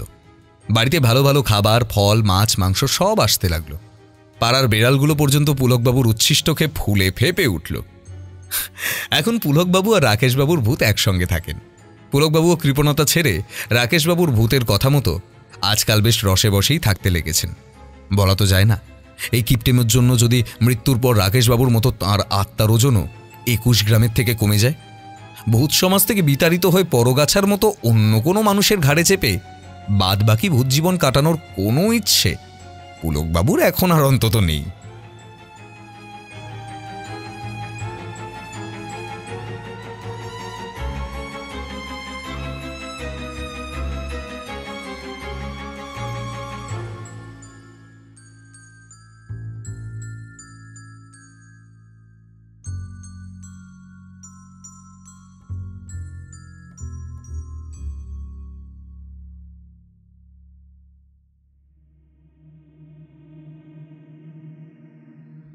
শেষ হলো আজকের গল্প। লেখক আকাশদীপ গড়গড়ির কলমে, বাড়ি বিহঙ্গপুরের অশরীরী। আজকে গল্প পাঠে ব্রতদীপ, অন্যান্য চরিত্রে রুভিনা, বুবাই, পার্থ, ইশিকা, নীল এবং আমি ঋদ্ধি। স্ক্রিপ্টিং কমলিকা, বিশেষ সহযোগিতায় দিশানি, সুচেতা। এই সুন্দর প্রচ্ছদা করেছে কৃষ্ণেন্দু। আবহ, শব্দগ্রহণ ও ভিডিওগ্রাফিক্স হানাবাড়ি প্রোডাকশন। পরিবেশনা ও পরিচালনায় টিম হানাবাড়ি। তো বন্ধুরা, কেমন লাগলো আজকে গল্প জানাও তোমাদের মতামত আমাদের কমেন্ট বক্সে। আর তোমরা তো জানো, তোমাদের প্রত্যেকটা কমেন্টে কিন্তু আমরা রিপ্লাই ব্যাক করি, কারণ এই প্রত্যেকটা কমেন্টই আমাদের কাছে খুব মূল্যবান। আর যদি গল্পটা ভালো লেগে থাকে তাহলে অবশ্যই লাইক করতে হবে এবং শেয়ার করে দিতে হবে তোমাদের বন্ধুবান্ধব এবং আত্মীয় স্বজনের কাছে, এবং তাদেরকে বলতে হবে আমাদের হানাবাড়ি ইউটিউব চ্যানেলটা যেন তারা সাবস্ক্রাইব করে পাশে রাখা বেল আইকন ক্লিক করে অল করে দেয়, যাতে আমাদের নতুন কোনো ভিডিও এলে সবার আগে তাদের কাছেও নোটিফিকেশান পৌঁছে যায়। আর বন্ধুরা, তোমরা তো জানো হানাবাড়িতে আসতে চলেছে হানাবাড়ি বার্থডে স্পেশাল উপলক্ষে অভিক অর্জুন দত্তের একটি ভয়ঙ্কর ভৌতিক গল্প, যার নাম কাল রাত্রি। আসছে খুব তাড়াতাড়ি। এর সম্পূর্ণ আপডেট পাবে আমাদের হানাবাড়ি ইউটিউব চ্যানেলে। বন্ধুরা, তোমরা তো জানো নিশ্চয়ই, হানাবাড়িতে বড় গল্পের সাথে সাথে আসছে এখন ছোট গল্প। এই ছোট গল্পগুলো কোথায় শুনবে? হানাবাড়ি শর্টস ট্যাবে অলরেডি একটা গল্প পড়ে গেছে। যাও তাড়াতাড়ি গিয়ে শুনে নাও এবং জানাও তোমাদের মতামত আমাদের কমেন্ট বক্সে। তাহলে বন্ধু, আজ আসি। দেখা হচ্ছে পরবর্তী কোনো গল্পে। ততদিন ভালো থেকো, সুস্থ থেকো, সাবধানে থেকো, হানাবাড়ি পাশে থেকো আর ভয় থেকো। শুভরাত্রি।